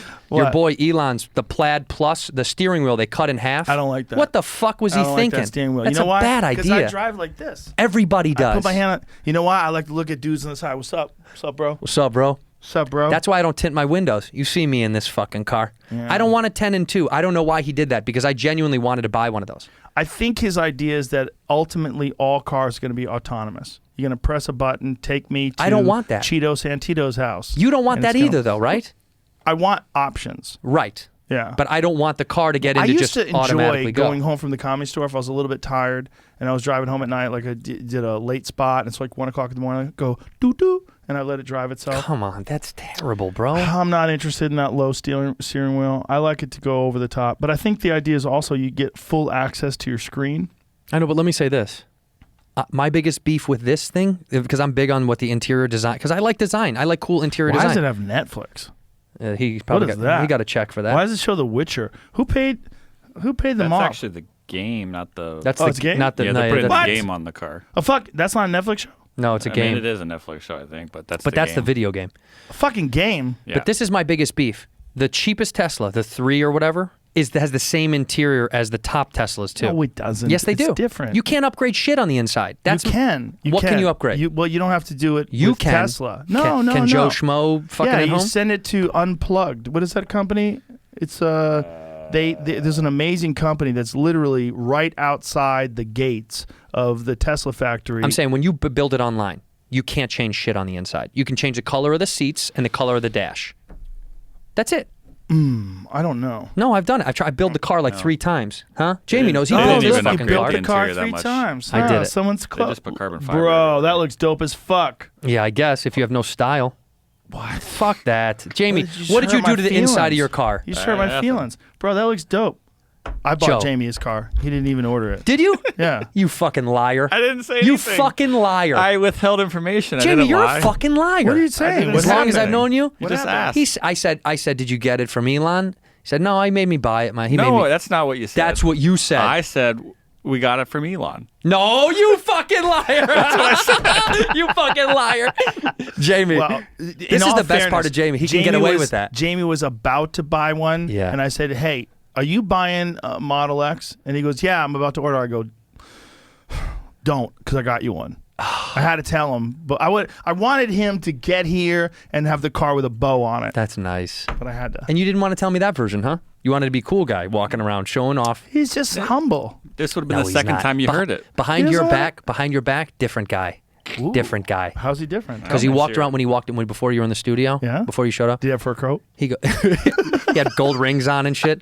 With the ponytail. He takes the bun off. Oh, I Lets take it my flow. grill out. He was letting his hair fly. You haven't seen my grill. Oh, you have a grill? Do you? I Don't. want you to have a grill. So do I I. want you to have a grill with fangs. I have thought about coming in. Two sharp ass bags. Two sharp ass fangs with What's up, diamonds baby? in them. I have threatened to come in with cornrows one Monday. No, when you bro, please know, don't but- do Do that. it. Yeah. Why Please not? don't. Go to Cancun and go Why get it not? done like Get cornrows. It hurts. That's all Yeah, I'm it not. does. Okay. It does. It does. Yeah. Speaking of Justin Bieber's getting some shit right now. For what? He's got dreads. Oh God. Have you seen it? Dude, Well, here's can the they thing, leave this folks. fucking kid alone? This idea that dreads are somehow or another cultural appropriation. The Romans had dreads. It's a sign of having dirty fucking hair. That's all it is. It's Also, like dirty knotted hair. Aren't we all appropriating everybody's everything? What does that Yeah, even mean This is anymore? like cultural appropriation again. Accused of Which I don't know, cultural first time was- appropriation over his hair. For dreading Dot his fucking again. hair? This is CNN? Yeah. Oh, my well, goodness. it's not. I CNN. just picked the first one because totally offensive. You know, every headline says something. Totally about it. offensive. Wait a minute. Go to that one. Click on that. USA Today. Totally. Oh, that's why I didn't do that. Fuck that. Post, ad blocker. Yeah. They want to sell you ads. Totally offensive. I guess he had this before. Can I tell Let you me see something? that scroll, but let me see the actual headline. What does it say? Totally offensive in quotes. Justin Bieber accused of cultural appropriation. Who wrote totally offensive? Who's that That's quote? a quote. I don't Joe, know. I'm offended. who? It's probably me. a post on the Instagram comment or something. Oh, come on, man. Yeah. Isn't that crazy? USA Today uses an Instagram comment as the title. Is that how far we've fallen? Yeah. Well, look, by the way, go up for a second. Wait, go up, Jamie. It says right there, swag's crazy, Jaden Smith commented under one of Bieber's posts. So his black friend who said, oh, this is cool, Hold up. they're still allowed to It's go. Will Smith's son. Oh, he's not black? I mean, Will Smith's not black. You're right. That's right. he's black. Yeah, so what do you mean he's fuck? Of course he's fucking But he black. grew up in a fucking So what? castle somewhere. He's fucking if his black friend is like, I got you, I feel like that's your card. You go, they said I'm good. Is that what you do? If any of my black friends vouch for me on something I feel might be on the edge, I feel good. I don't give a fuck what other people say. Well, If any black guy I know says I'm good with whatever that is, if a black friend, if I said, yo, is this offensive to any of my fucking black friends, and they said, what are you fucking talking about? Why would CNN matter to me or but then as USA soon as Today? they're not around, like, what is Cheeto doing with dreadlocks? Who the Can you fuck has imagine ever me seen with fucking red dreadlocks? dreads? It's Pippi Longstocking. No, what is it? What's his name? Alexei Lawless. Didn't he have dreads? Look at that rose on his neck. But here's the thing: I give that kid a Leave giant this pass. fucking kid alone. I give that kid a giant pass the same way I give Miley Cyrus a giant pass and Demi Lovato a giant pass. They grew up famous, and you can't do that. It's not right. It's like mixing cement without enough water. It Right. doesn't work. Too thick. You grow crazy. Well, here's my thing. I've said this about him. The first thing I ever did was Punk. That was the first thing I ever did, and we worked with this kid, and he was on. This was 12 years ago or whatever. He got the most shit back then. All they did was pick that fucking kid apart, and he's tried over the years to try to reinvent himself, and he's a really good kid. He's not a bad kid. No, at he's a all. good kid. I've known him for a decade and he's plus. fucking talented. He's really talented. Every fucking move he makes, they're going to criticize, so he doesn't care anymore. But my problem is they find stuff every single couple of years to try to bug him about because they want to find a hole in him. Well, it's that, but He's it's a also human. what we were talking about at the beginning of the show about clickbait stuff with journalism. Yeah. They need to make money. Right, it's Like- money. Like no one buys newspapers. Right. So the only way you can get a lot of people to click on something is you got to kind of be outrageous. Justin Bieber's racist. I mean, it's just like these key words. Totally offensive. Right. Like some Instagram commenter is literally the opening line. Right. Some random person. Means There might be nothing. a Russian troll. They might be in a fucking warehouse somewhere typing in, what is it, acrylic? What is that stuff called? Yeah. What's that shit called? I think you're right. Acrylic, yeah. Yeah. I mean, who knows what the fuck? They might acrylic to English dictionary. What do you think the percentage of bots are on Twitter and Instagram, truly, though? What are fake Russian Every bots? time I post, the fucking whole thing is filled with bots until regular people start commenting. Yeah. I want to know. I wonder if they could even It's regulate the wild. percentage. It's got to be 20-30% of bots. I did an experiment about a year ago where I posted something and then I just kept clicking and took how much time it took before I saw a real comment. How much Because time was it? I was like, because Jamie, when was it? Do you think that I started getting like all those bots? Like, I need something long and hard. Well, you know, like, I'm pretty sure. how do when it I delete a happened story? You Is know, like, when they allowed the ability for PC users or Windows. There's like a Windows app for Instagram because like you could then create the script or the bot Right. on a computer to do it. Before instead that, of using a phone, you would need a phone. right? Yeah, Because it used to only be phone. Correct. Yeah. Up And- until a certain time, and then they opened up the platform. So I remember I got a text message from my friend. Goes, "What's up with the fucking bots on all your comments?" And this was long after I had sort of sworn off of reading comments. So I was like, "What do you like? How many of them are?" He goes, It's all your comments are these bots." So then I started reading these bots. And I go, "What is this?" And I would go to the page, and it would be like 4 pictures of a girl's ass and some weird link that you click where they immediately get your fucking credit card It says, information. "Don't click here if you don't want to come." That's every single one. That's every single one. But dude, it took like 10 seconds before a real comment showed up. Right. And in that 10, I kept clicking refresh. And in that time, there was hundreds of bots. But so I'm like, okay, this has to be profitable. But how? Oh, it is. How is it profitable? It's just like people that are so fucking stupid. They're like, whoa, she really is alone. Yep. She really is lonely. In She's fact, a the long, hard the dick. bots have gotten so fucking good now. Like I've even seen if a bot will comment on my page, I just automatically I like see it. It'll come up and I'm like, all right, fucking gone. If you click on these bot pages now, not like that anymore. They're 50 to 100 pictures, generated photos, and they have other bots that comment on their pages, but the algorithms are trying to create them so they say real shit, like, "See you in Texas next month, girly." Like, So then you go to that. You go, Yes. oh, I'll follow her. Look at correct. that ass. It's getting advanced as fuck. And people are doing it. Why wouldn't Yeah. some lonely dude? You think you're not going to trick? I mean, anytime you see a commercial late at night, you know, like you're watching TV late at night, and you're like, who's buying this fucking bullshit? Right. Who is buying this fucking Millions of bullshit? humans. The same guys that are sucking into these fucking bots. They exist. There's a fuckload of them. What a weird world. What a weird world. It's Do you know brilliant. New York just made prostitution legal? I'll be touring around New York this winter. Is that real? I'm looking. I hope so. I read something about that. God, I hope that's. You know what? Finally. Well, look, everyone's so positive sex work now. So this is how little let 'em research go. I do. Let me explain to you how little research I do. Yeah, Manhattan to Manhattan stop prosecuting. Stop prosecuting prostitution, part of nationwide shift. Way to go, Cyrus R. Vance Jr.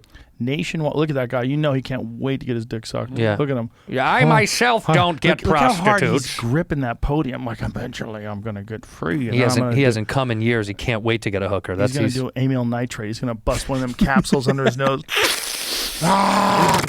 This shoot giant. So that just Tommy means Segura-sized loads. they won't prosecute you, but they'll bust you, but they won't No. charge you, right? No, they won't arrest you. They won't arrest you. Well, it says prosecution, so they can break up something, right? But they can't. Like they can, What does that mean? because I think prosecute means to the full. Like what? It's just What? like fun. I'll let you read it. He's looking at hookers on phone. The attorney, Cyrus R. Vance Jr., asked a judge Wednesday morning to dismiss 914 open cases involving prostitution and unlicensed massage. That's hilarious. You gotta get a lot. I'm going to rub people, but I need to go to the government first. Yeah. Along with 5,080 cases in which the charge was loitering for the purpose of prostitution. The law made the latter charge a crime, which had become known as the walking while trans law. What? Yeah, that's what I was like. You know Why what is that walking while Do you know? trans? Do you know what that's prostitution? based on? Well, Like walking while black. You know that? You know that phrase? I thought it was about Jim Norton. I mean, that is. The announcement represents a substantive shift in substantive. That's a weird word. Substantive. I In the know, but Manhattan district. Or something? Substantive. Look how it's spelled. Substantive. How do you say got it, me. Jamie? Substantive. But there's not titive. It's tiv. Substantive. In Chicago, we run through it. I'm gonna sneeze. Substantive. Having substance. Substantive. Substantive. Substantive. Substantive. We'll be right back with three idiots trying to read here on Joe Rogan Experience. In the Manhattan District Attorney's approach to prostitution, many of the cases Mr. Vance moved to dismiss dated to the 1970s and 80s. What? Holy shit. What? I don't Cases? Cases from the 70s? Who's locked up for sucking dick from the 70s? Jesus, let that guy go. I was just trying to have fun when the New York waged a war against prostitution in an effort to clean up its image as the center of iniquity. What's that word? Inequity. No, but it's not inequity. It's iniquity. Oh, right. It's not inequity. And What is vice. that word? I know what vice Yeah, is. yeah. It's a fucking website. But what's it? Immoral or grossly unfair behavior. Iniquity. Grossly unfair if you suck someone's dick for money? A den of iniquity. Seems pretty fair to me. Den of iniquity. Ooh, immorality. A synonym It's a is Bible word. impropriety. Maybe I should call that. That's Your next special. Name from a comedy club. Iniquity. Over the last decade, we've learned from those with lived experience and from our own experience on the ground. Criminally prosecuting prostitution does not make us safer, and too often achieves the opposite results by further marginalizing vulnerable New Yorkers. Oh, good for him. That's really wise, and I hope they apply that same logic to drugs. Yeah. Including patronizing sex workers, promoting prostitution, and sex trafficking. Okay. Listen, man, I'm all for people having freedom, and I think if it's legal to be a gold digger, it should be legal to be a hoe. Yeah. Right? Get out of here, Jamie. But I agree with that. He's going By to the go way, shave his head and come back to freak us out. I hope he does. That's like I learned what this means. Do you know what this means? What'd you just do with your hand? Watch this. This? Yeah. Okay, let me tell everybody what you did. You made a fist with your knuckle under your fingers instead Correct. of over your fingers, which is how my kids thought you're supposed to punch people when I was first teaching them karate. Bad move. Bad move. Break your whole fucking wrist. So this, if you I'll see, fuck somebody up like that. but this, like with your knuckle in, Yeah, with I'll your. fuck you up like that. You want to box? Let's go. I mean, it won't be You my think I'm best. scared to box you, It Joe? won't be my best. The fans know. Let's go. It won't be my best punches. The worst punches. Every time it's hurt. It's like hitting a baseball in the winter. It's fucking stingers, bro. Ow! This means this. Okay, you open your palm. If you see a young Okay. woman, open her palm, put her thumb in her palm, and close over her fingers. I'm dead serious. Because I looked at this article. This means sex trafficking. This means I'm being trapped. Oh. If you see this in public, this is a real thing. It's all over the internet now. If you see a woman fold her thumb and do this, this means I'm being sex trafficked. I'm being held captive. Internationally, shit. it's the international symbol for I need help. Where's Jamie when we need him? He's I know, out there he's fucking peeing. pissing like a loser. We'll When talk he comes about it back, we're going to talk about that. How'd you learn that? on the internet. I was watching a video. Is that the same people that think that this means white power? Well, it does. What? It means okay. I was at the meeting. But I said, yeah, I was one of the eyes. I said yes. Jamie, we got to look something up. Sorry. Cheeto was saying that The eyes have it. there's a thing, there's a symbol. Well, ask if he knows. Do you know what this means when you take your finger, you put your thumb under your fingers and make a fist like that? If you saw a woman in public do this, do you know what that means? I've been seeing something like there's some sex trafficking thing going Boom. on. See, he does know. Told you. Welcome to the party. Yeah. How do I miss out this? So I was telling this is Joe- what happens when you stay off social media. You know, No, you know what it is though. I'm so behind the loop. It's the but here's the Or the curve. Here's the trick. When you go into a bathroom in the airport, you know how it says call this number if there's sex trafficking and all that stuff. Don't you think the sex traffickers see that? They're not letting the kids go to the bathroom. They're not letting these girls go to the bathroom then at the airport. They don't give them phones either, right? What the fuck? Yeah, what do you mean? That's never going to help them. But this is why they invented this. Seriously, he wants to see where we. But if you ever see a woman in public do this to you, if she's with men, a group of men, it means I'm being sex trafficked. Wow. Yeah. And go fuck those dudes up. Beat the shit out of those dudes. But don't do it like this. Don't hide don't put your knuckles in your don't put your thumbs in your wrist. Thumbs. Right. So this means I'm being signal for violence. The violence at home. Right. Oh, violence at home as well. Yeah, it's all the above. So it's some sort of violence for women. So a woman to signal that she's in danger. Right. It means there's sexual abuse or physical abuse happening and I need your help. Fuck.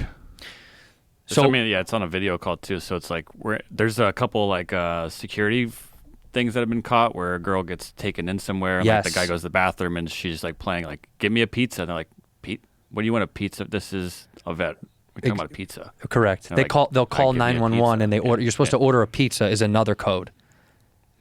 You call 911 and you go, hi, yeah, Domino's? And they're like, 911. You're like, but what if some dude answers the phone, doesn't give hello, 911.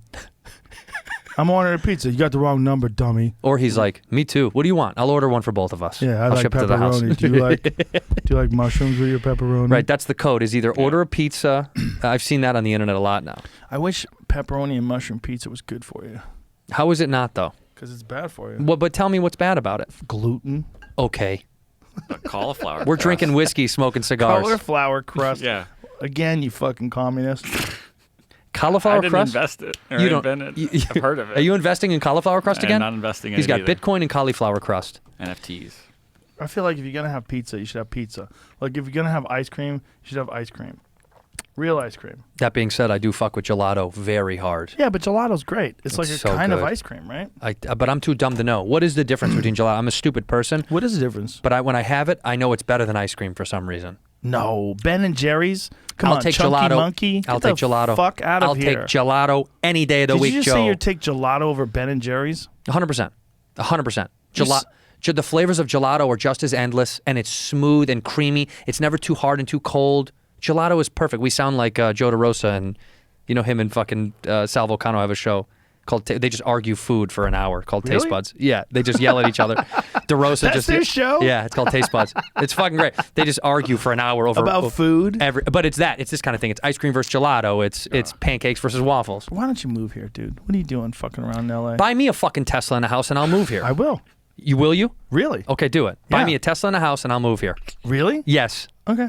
If you do it, I'll move here. Okay. But I want to be near I'll buy you. you a house in East L.A. No, dude. Got a nice tent for you. He didn't tell me where to buy you a I know. house.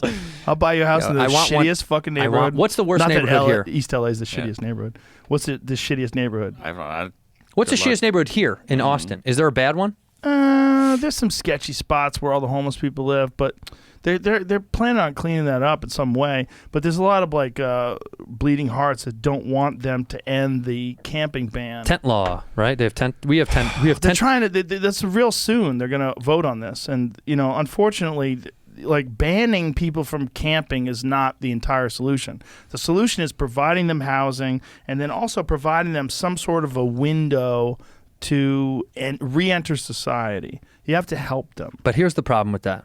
But I'll say this from a personal note. Someone that we know on a personal note works in this field. I don't need to say it. The LA tried to institute this hotel. It's called Keys for Change. Maybe I think that's what it's called. Where they were implementing during the pandemic hotels that had no occupancy. That the city was subsidizing these hotels, giving them money, so homeless and people with mental health issues and drug addictions could stay in these hotel rooms, right? Right. At a cost to the hotel, and they would get paid from the city. They then found out, you can look up the articles about it, so many of these fucking chains were not giving any of these rooms to people, and they were keeping the money. It was like, so my beef with any of this stuff, yes, it's the same thing as someone I know works with LAUSD. The school system is fucked for these same reasons. The money is being thrown into these areas, but it's being thrown by this big blanket. There is no specific way. So when we say stuff like, I want to help these people, I want to get them off, the problem is the bureaucracy of these fucking systems is way too big and they don't really work. That's the beef. So it would take smaller chunky entities that get this thing done instead of you know, how do we get these guys off the fucking street? LA tried. And then these hotels were liars. And then they fucking caught them. You want to get your mind blown? Give it to me. How much do you think LA spent on homelessness in 2020? Oh, my God. Take a guess. I just am, for the sake of it, $500 million. Wow, you're pretty close. Yeah. Was it really? Yeah. How much is it? 400 something million. Right. But here's the thing. Coleon Noir was on the podcast, and he's a lawyer, you know, gun ad. You know who he is? I know from the podcast. He told me that he went to San Francisco and he was speaking to someone and he was saying like they need to up the budget. They need to figure this out. He goes, no, you don't understand. Because the budget's huge. Right, it's not he the goes, budget. That's not what the problem is. The problem is it becomes a bureaucratic institution, and then a bunch of people, that's their job, is to deal with the homeless situation, and they never deal with it. They never fix it. They just keep working, and they get paid. And then they keep this institution going. And every year, we need more money. Correct. And it just keeps going up and up and up. LA dedicates $1 billion to fight homelessness. What does that even fucking mean? They're going to fight it. They're going to go out there, and they're going to fuck these people up. Thumbs inside, thumbs inside. What is that fighting homelessness? They should take the same people that are fighting the war on drugs and fight the war on homelessness, Right. and then lose at both of them. Yeah, lose both wars. By the way, you know what that reminded me of to read? That was bum fights. Do you remember bum fights? I do remember bum Wild fights. as shit. They would just pay those guys in Vegas to slug it out. Yeah. And I remember how fucked up they got really lit up online. They got criticized, but their whole thing was all these homeless dudes were like, it's fucking great. They're giving us money. They're feeding us, giving us a place to live. We're loving it. The juxtaposition was they were doing more for homeless than the city would ever fucking do. That was the irony. It was so fucked up to publicize these fights and to profit from it, but they were paying these guys and giving them, they were like, oh, they're willing to fucking scrap it out on the streets. And then it became... Well, they also paid a guy to pull his own tooth out with a fucking pair of pliers. It was an old tooth. It was fucked up. It needed to come out. Are you sure? No, but you know, we'll stick by that. I don't fucking know. That video was wild. The craziest shit was felony fights. You What know is this? Felony? It's a cigar. Felony fights is But the craziest. weed in it or no? What do you think? Well, because otherwise I'm not going to Smell it. inhale if it's not. Oh, there we go. There Yeah, we go. There we go. Felony fights. You remember felony fights? You No. ever see those? They were No. the worst. They would pay guys to have a fucking fist fight to the death in a fucking orange orchard. What? Oh my god, it was I've horrible. never heard of this shit. This one guy beats the fuck out of this other guy. One guy who knows how, this Mexican kid who knows how to fight, fights this white kid who definitely doesn't know how to fight. They both just got out of jail. That's the And title? they talk about where they went to jail and what they were in for, and then they fight. And the Mexican dude catches this dude with a punch, knocks him out, and then the guy goes down. And as he goes down, the guy starts kicking him in the head, and then he just drops giant knees on his face. Oh, bro. While he's unconscious. They don't stop the fight at all. And the dude's out cold, just getting blasted in the head, and he starts snoring like, it's... Why are you laughing? because I saw it in my head, the cartoon image of a guy like, bro, it's so rough. terrible. And as a guy who's seen a disproportionate amount of people get fucked up. Right. Like if you wanted to go throughout human history and say how many people have you seen get knocked the fuck out? How many people have you seen get blasted unconscious? I am in the 1/100th of 1% of all the people that have ever lived. You've seen the most.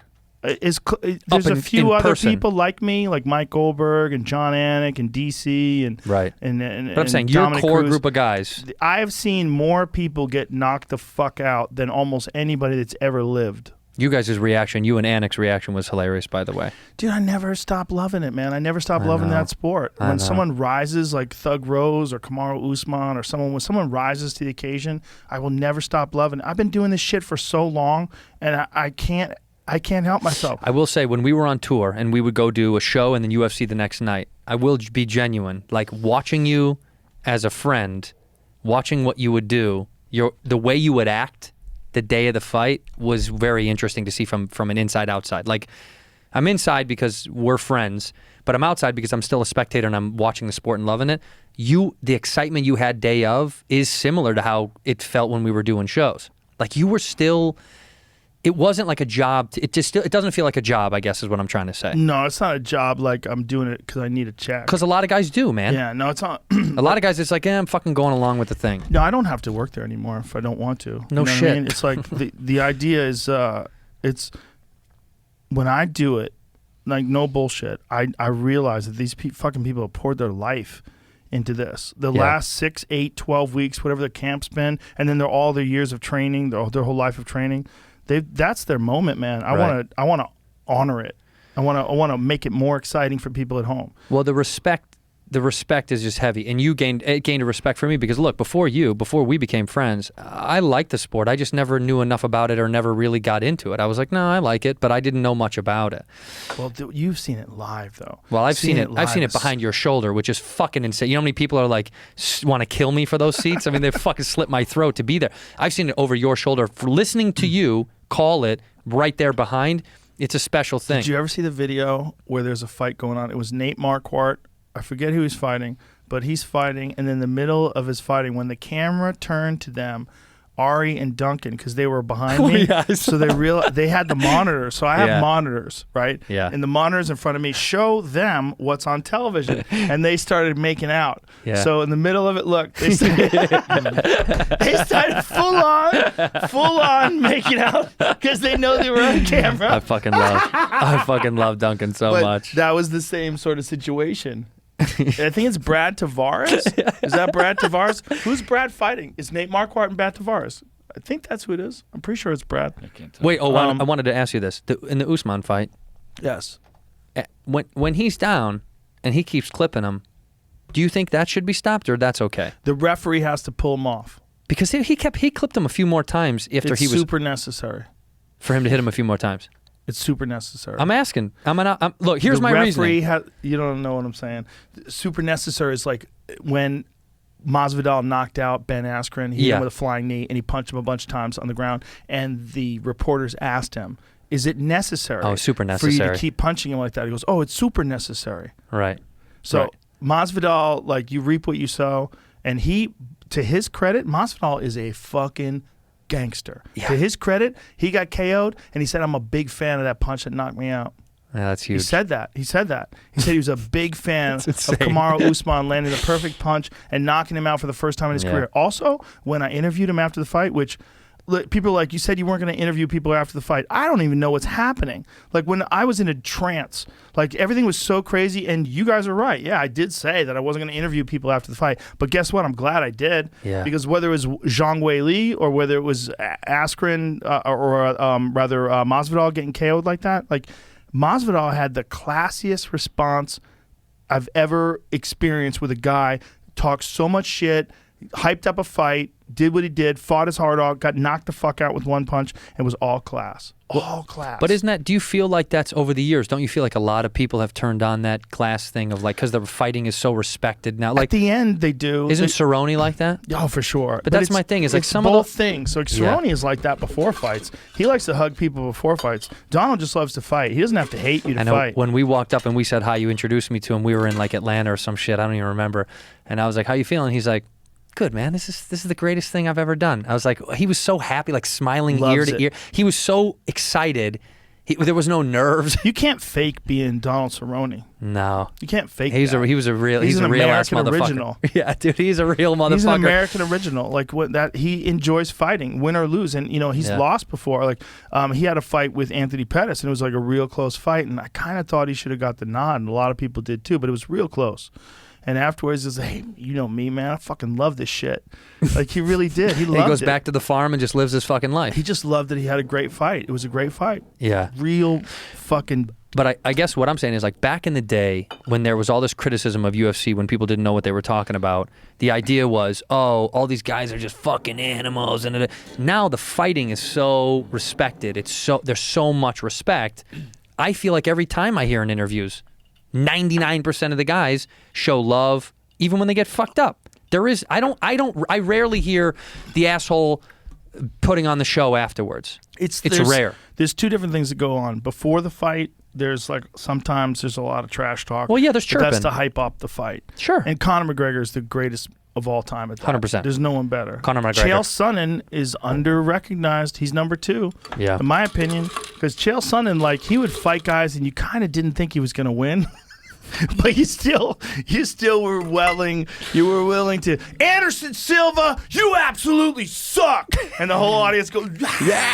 Chael Sonnen brought legit, like top of the food chain pro wrestling antics to real MMA fights, and he made a fuckload of money because of it, and he hyped up some fights, because like if you really, all due respect for Chael Sonnen. All due respect. I think he's a gangster. I mean, he's talking about a man who submitted world champions like Shogun. Chael Sonnen's a bad motherfucker. He is a bad motherfucker. And people who don't think he's a bad motherfucker, watch his fight with Nate Marquardt when Nate Marquardt was at the top of his game. And Chael Sonnen ragdolled that dude in a wild, crazy, bloody brawl. He got cut open. Like, Chael Sonnen's a bad motherfucker. But very few people thought he was going to beat John Jones, including who? me. Including me. I was like, okay, he talked a lot of shit. Let's see how long this lasts. John Jones is a bad he's a man. bad man. He's not just a bad man. He's maybe the baddest man of all time. He's fucking would scare the shit out of me. He's so good. He's so good. He's so good in every way. He's not just so good physically in his ability to execute. He's so good at his ability to assess where he's at in a fight, and he's so good at turning on the gas in the last rounds. The Dominic Reyes fight, that was a tough fight for the first 3 rounds because Dominic Reyes was teeing him up in the first 3 rounds. Dominic was moving very well, and he rose to the occasion, but John Jones turned that fucking heat up in the 4th and 5th. He did the same thing to Alexander Gustafsson. He finds a way to win. No one's ever beaten him. You got to understand the amount of opposition that guy's faced from the jump. He went right into the UFC. I forget he fought a Brazilian gentleman. I forget the guy's name. Ragdolled that dude. He fought Stephan Bonner. Ragdolled him. He made his way up the ladder, just smashing people. He has one loss, and that was, it's not a real loss. It was disqualification because he was smashing Matt Hamill, and they said that he did a 12-6 elbow. And the referee was like openly criticized for that decision of stopping that fight there because John was completely dominant in that fight, and they gave the decision to Matt Hamill. So John smashed him, beat the fuck out of him, and lost his win money. It's a dumb rule. Like, if you can elbow someone like that, you should be able to elbow someone like that. It's debatable. You know, you could debate all kinds of things. Look, in Pride, they didn't even allow elbows. Pride thought that elbows cut people up. It's too easy to land on the ground, so they only wanted punches on the ground. Is there any truth to that? No, just like ONE FC, you can knee in the head on the ground. But I'm saying, do elbows cut people up more? Of course they cut people up, Right. but it's a valid technique. So does Right. a shin. Right. If I kick someone in the face, it cuts their face up. If you have to get rid of one, you have to get rid of all of them then, right? Well, there's weird rules because, like, why are the most vulnerable weapons on your body covered? Which is your hands. Mm-hmm. Your hands are the most, like, look how much that moves. Yeah. Like, look at my hand. Look at all that movement. You don't Yeah. want that in a weapon. You want this. Yeah, stiff. You want a knee. Yeah. You want a shin. Right. You want an elbow. I can do that with my elbow. That doesn't bother me at all. Right. This doesn't bother me at all. It would bother That me. would hurt my hand. Yeah. If I did that with my hand, that would hurt. Right. This is a vulnerable weapon. So this is the only weapon we wrap and pad up. But then you let someone kick someone in the fucking head. It's so crazy. It's wild as you shit. know, the idea is it's harder to kick someone in the head. And Well, it is. it is, right? It's definitely harder to kick someone in the head than punch them. Right. But you get punched so much. And in some ways, it's unrealistic because it's too easy to just tee off on someone full blast with padded knuckles because it protects your hands. Because if your hands are bare with no tape, no nothing, you can break them. You can break. If you've watched those bare knuckle fighting championships, Oh, dude, it's so. Is this That's what is the this bare fight. knuckle It's shit? just felony fights. you want to watch it? This guy gets. I'm not going to say This is no. the one. I This is teed the it up one. right. No. This guy gets Watch it real fucked up. quick. Watch it real quick, and then we'll go back to talking about. Oh, this is more than one people at a time. Yeah, it's 2v2. Oh, that's crazy. Look at this guy kicking this guy. The in the kicks, head. He goes. The watch kick. him He come runs back over. right here. Watch. Fucks the other dude up. Bam. He kicks that guy and kicks that guy. Jesus. Yeah, Comes a those knee. soccer kicks to the head like that, knees to the head like that, and stomps. Doom. That is like literally the worst Oh. thing you could ever do to a person. That I guy's got to be out honest though, fucking cold. his form, the kick is great. The Chicago Bears are looking for a new kicker. Can we get this guy's number? Maybe he's got great form. He's talking shit even after he's talking fucked them shit, all but up. he's not even helping his buddy. His buddy is like His in buddy's the middle of. Oh, okay. If the buddy's winning. The buddy's just let him winning. Go. Oh my God, this Jesus. is awful. Awful The shit. fact they did 2-on-1, this is crazy. Yeah, this is But brutal look, they shit. won't kick him in the balls. Respect. He's tapping out too, and he wouldn't let go. Boom. Bam. I don't know. Nah, Yeah, he lost about felony 6 fights years. is rough. It's Yeah. rough. Not a fan. But Not a fan. if you watch those bare knuckle fighting championships, that's the newest thing. They do pay-per-views. I've seen, You know yeah. what's the saddest thing? Is like 2 of the hottest women that have ever fought in MMA are now fighting in bare knuckle fighting Who is it? championship. Well, one was Paige Van Zant, Oh yeah, I know Paige Van Zandt. super hot. Yeah. Right? And all due respect and shout out to her husband, Austin Vanderford, who's a bad motherfucker as well. But he knows she's super She's hot. gorgeous. Yeah. And That's why I then married her. Rachel Ostovich. I don't know who that is. She just signed with. She might be as hot as a human being can get. Well, let's bring her up. They just get different. Right. They don't get hotter. They just get different. You know what I They mean? change There's a shit. level of hot. Yeah. You know what I mean? I know exactly what you fucking mean. Well, this lady, she just signed with Bare Knuckle Fighting Championship, and you're like, wow. What's the money like? It must be substantial. It's got to be, right? Go with a picture of her. Don't give me a picture of her out to fight. Give me some booty pictures, son. Go to her nothing's popping Instagram. up. Okay. Go to her fucking Instagram. I know Van Zant. I've heard of her. I don't know who this is. She got cut from the UFC recently, but she's built like a fucking nuclear missile. You're just like, Jesus Christ.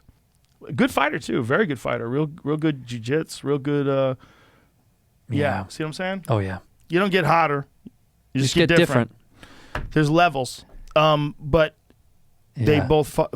here's the thing with bare knuckle fighting. Ultimately, I'm 100% in support of all kinds of fighting. Sure. Like, I love Letway, where David Leduc has been on the podcast before. He's like the champion of Letway. They use headbutts. They can headbutt each other. Bare knuckle. He's such a Fucking beast. insane. Bro, this guy's such a beast. Leduc is such a beast. That's Paige after No, I a like fight. Paige. I like Paige. She's gorgeous. Yeah. By the way, I bet they're headbutted once making- in a fight, and that's the most painful hit I've ever taken to my head was another head. Heads are hard. But here's the thing. It's like these girls are getting substantial increases in their wages by going to bare knuckle Because fighting, UFC just apparently. isn't enough for the women. Well, here's the thing. If you find out that like one of the hottest girls to ever compete in MMA and Paige Van Zant is going to fight bare knuckle against some other very pretty girl like that, there's like an extra added value to that. And there's also an added value to the idea that they're boxing bare knuckle because it's so crazy and it's a new thing. So there's novelty. Right. But there's Chris Lieben fought. What was the gentleman's name that he fought? He fought this dude that broke his face open. By the way, who's funding bare knuckle? Like, who's the company behind? Who's got all this capital that started this whole I thing? don't know, but I think they can only do it in Wyoming. That's so funny. I think they might be able to do it in a couple other states now, but for a The while. population's so fucking low. They're like, we need Listen, man, some these tourism. people they just barely forgot fighting off the Indians. Right. You know? That's like 6 months ago. They barely forgot fighting off the Comanches in They're the like, fucking bring in 1800s. them knuckles, baby. Like, oh yeah, what do you want to do? Bare knuckle, I guess. I mean, the population is the lowest, I think, in the entire country. It per is in capita. Wyoming. Yeah, it is. And it's the most gorgeous. It's beautiful country. It's weird. But I don't want to live up there. But Well, it's beautiful country. Some people figured it out and they go to Jackson Hole. All those rich folks. Jackson Hole's great, but Yeah. they don't live there. But they figured out there's a spot. Hey, let's all go together and buy some land. No It's shit. Fucking paradise that Right. nobody goes to. Right. But they let him have the bare knuckle fighting championship. Who the fuck was he fighting? Chris Lieben, bare knuckle fighting championship. He fought a dude who was on the Ultimate Fighter. I forget his name. Anyway, this dude was good and he hits fucking hard. And he broke Chris Lieben's face wide open where it looks like he got attacked by like a saw. Like And a fist fight with a bandsaw. Yeah, look at that fight. Holy look at shit. that the cuts on his face. And I remember thinking that and going, who did he fight? You see what it says? BFK. What is Bare that knuckle thing? fighting championship. 6 lost to Paulie Maggiolini. No. It definitely wasn't him because Chris is way bigger. Paulie Malignaggi. Cochran? Yes, Dakota Cochran. That's right. Dakota Cochran.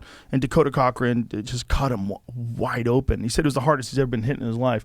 And I saw these cuts and I was like, okay, that'll shorten a career. You know, like and a lifespan. Yeah, but the punches are already doing that, right? It's like the argument is you can't punch as hard with bare knuckles, so maybe even you take in less trauma.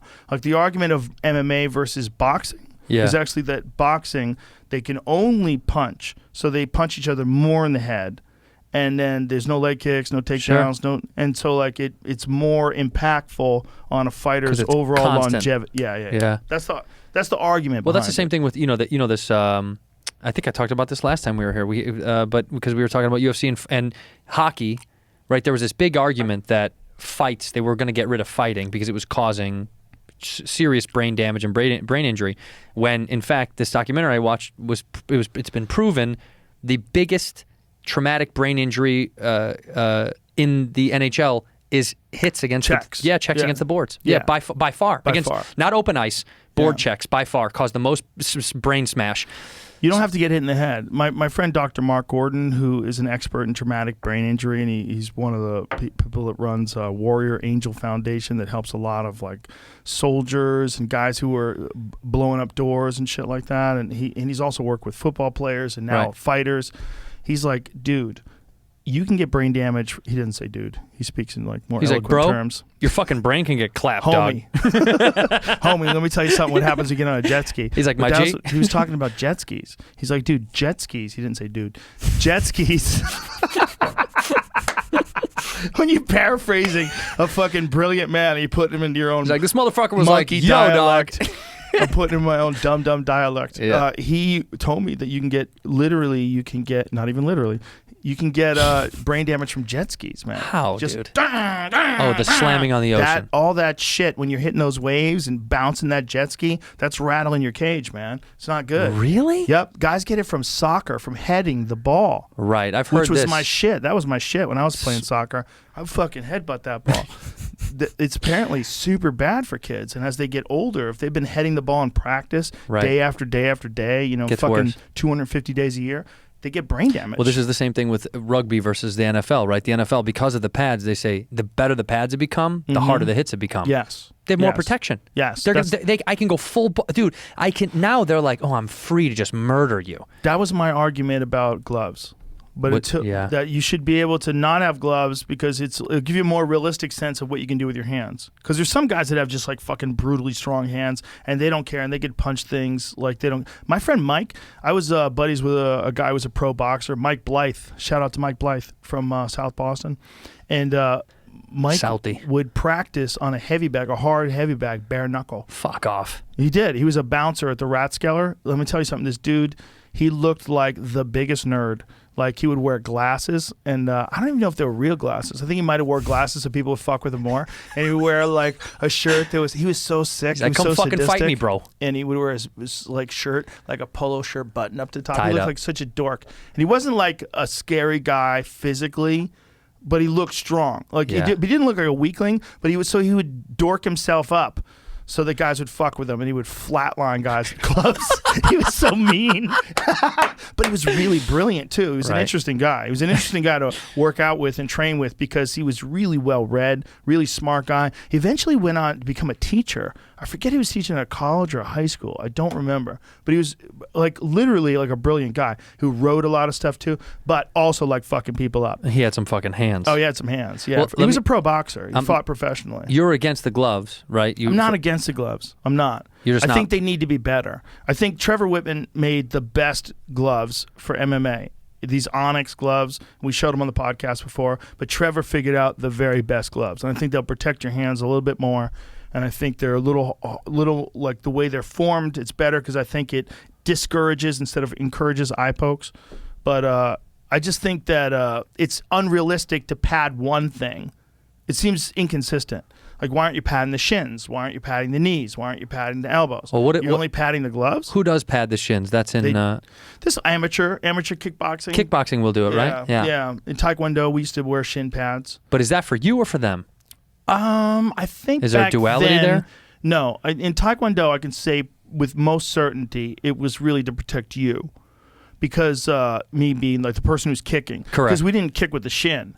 So the worry was, and it happened all the time, that you would kick someone and you would catch an elbow or you'd catch a knee on your shin and it would fuck your shins up. For sure. Yeah, or you would clash. Like sometimes you would clash. Like from my friend Dimitri, he was way bigger than me. He was a heavyweight, and I was at the time I was fighting like 154, and he was just a gorilla, big fucking Russian You were dude. 154? Yeah. How long ago was that? I was a kid. Yeah. I was 17. Okay. 18. I was going to say, I was like, not in your 20s. I fought at 140 my first year. I won the state championship at 140, and I barely made 140. I was so drained. I was so drained. I didn't know what I was doing. I remember I called my friend Jimmy Lawless. That's a real name. I called him up. Awesome fucking name. I was going to the tournament the next day, and I had finally made the weight, and I called him up fucking screaming, I'm going to fuck everybody up. I was like so pumped up, and then I was so tired the next day because I actually had to weigh in at 140. So I lost all this weight. I got really worked up and pumped up, and I didn't drink any water because I was really like 154 or something something like that, Right. or 150, and I lost weight to get down there. I did it in a terrible way. What'd you do? I just fucking like shadow boxed in the hot shower. I got in the hot shower and I shadow boxed, and I just wore like a bunch of different layers of clothes, and I just kept weighing myself until the night before, until I shed all the water to make weight. Wow. So dumb.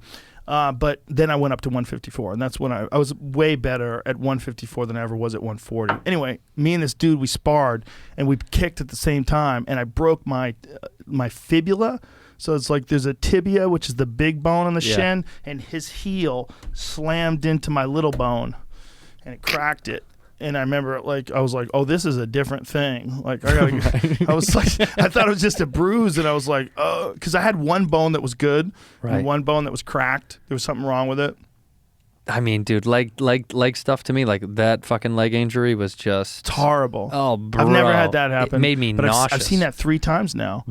Saw it with Corey Hill way back in the day. I saw it with Anderson against Chris Weidman, and then Chris Weidman. The fact that Chris is involved in 2 of the 3 ever leg breaks like that in the history of the sport is really crazy. When dude, just watching it made me sick. And then like any kind of replay, I was like, oh, I don't know Here's why. another It's crazy nauseating. statistic. Frank Mir is responsible for the only 2 legitimate arm breaks that I've ever seen. Like clean breaks. Clean breaks. And he did it to 2 world champions. This is how badass Frank Mir is. Frank Mir broke Tim Sylvia's arm, who is like an all-time great heavyweight champion. And he broke Minotaro's arm. Minotauro Nogueira, who's a Pride champion, UFC champion, like literally one of the legends of the game. He broke both those guys' arms. Snapped them.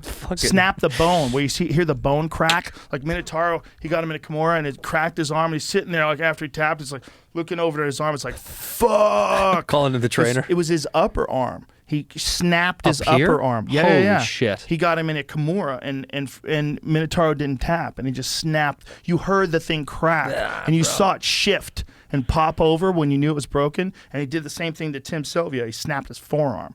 He got him in an R-bar, and you see his forearm snap. Yeah. Watch this.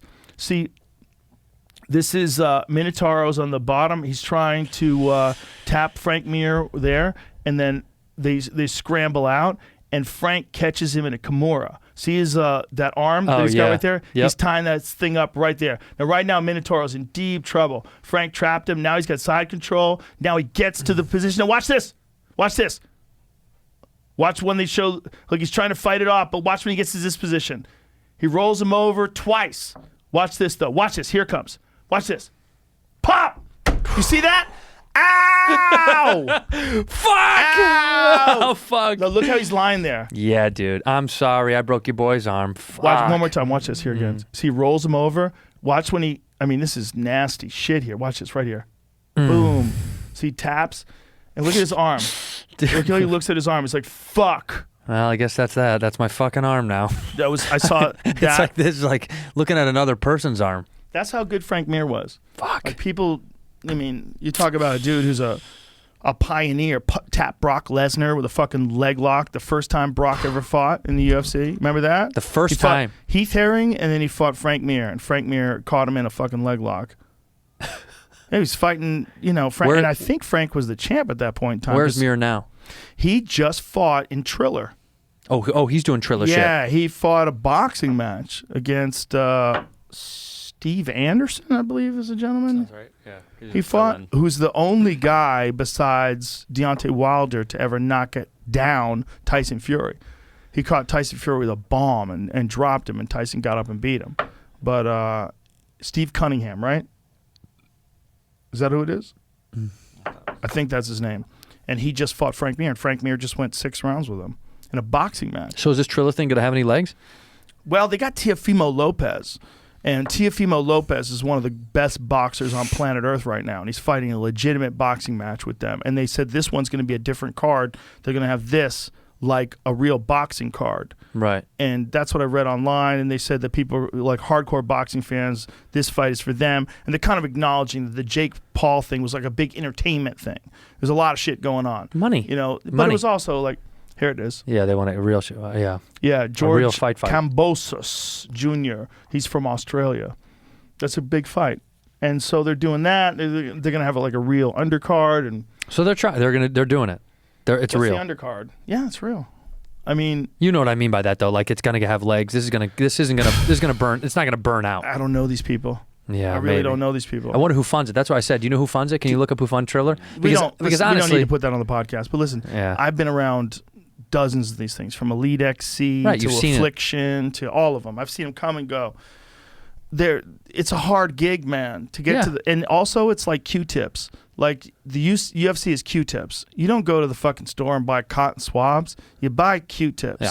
You know what I'm saying? Yeah. You gotta buy tissue paper. You're gonna buy Kleenex. You gonna watch football or you gonna watch the NFL? Right. You gonna watch MMA or you gonna watch the fucking UFC? Right. You're gonna watch the UFC, and especially when they put on a product like they did this last weekend when Usman knocks Masvidal out with one punch like that. You're like, okay, They have the best. I mean, the best. They have the best. yeah, it's the best. Yeah, it's undisputed. It's the best. By the way, Jamie will appreciate the fuck out of this. Somebody put up the anniversary of Slam Ball.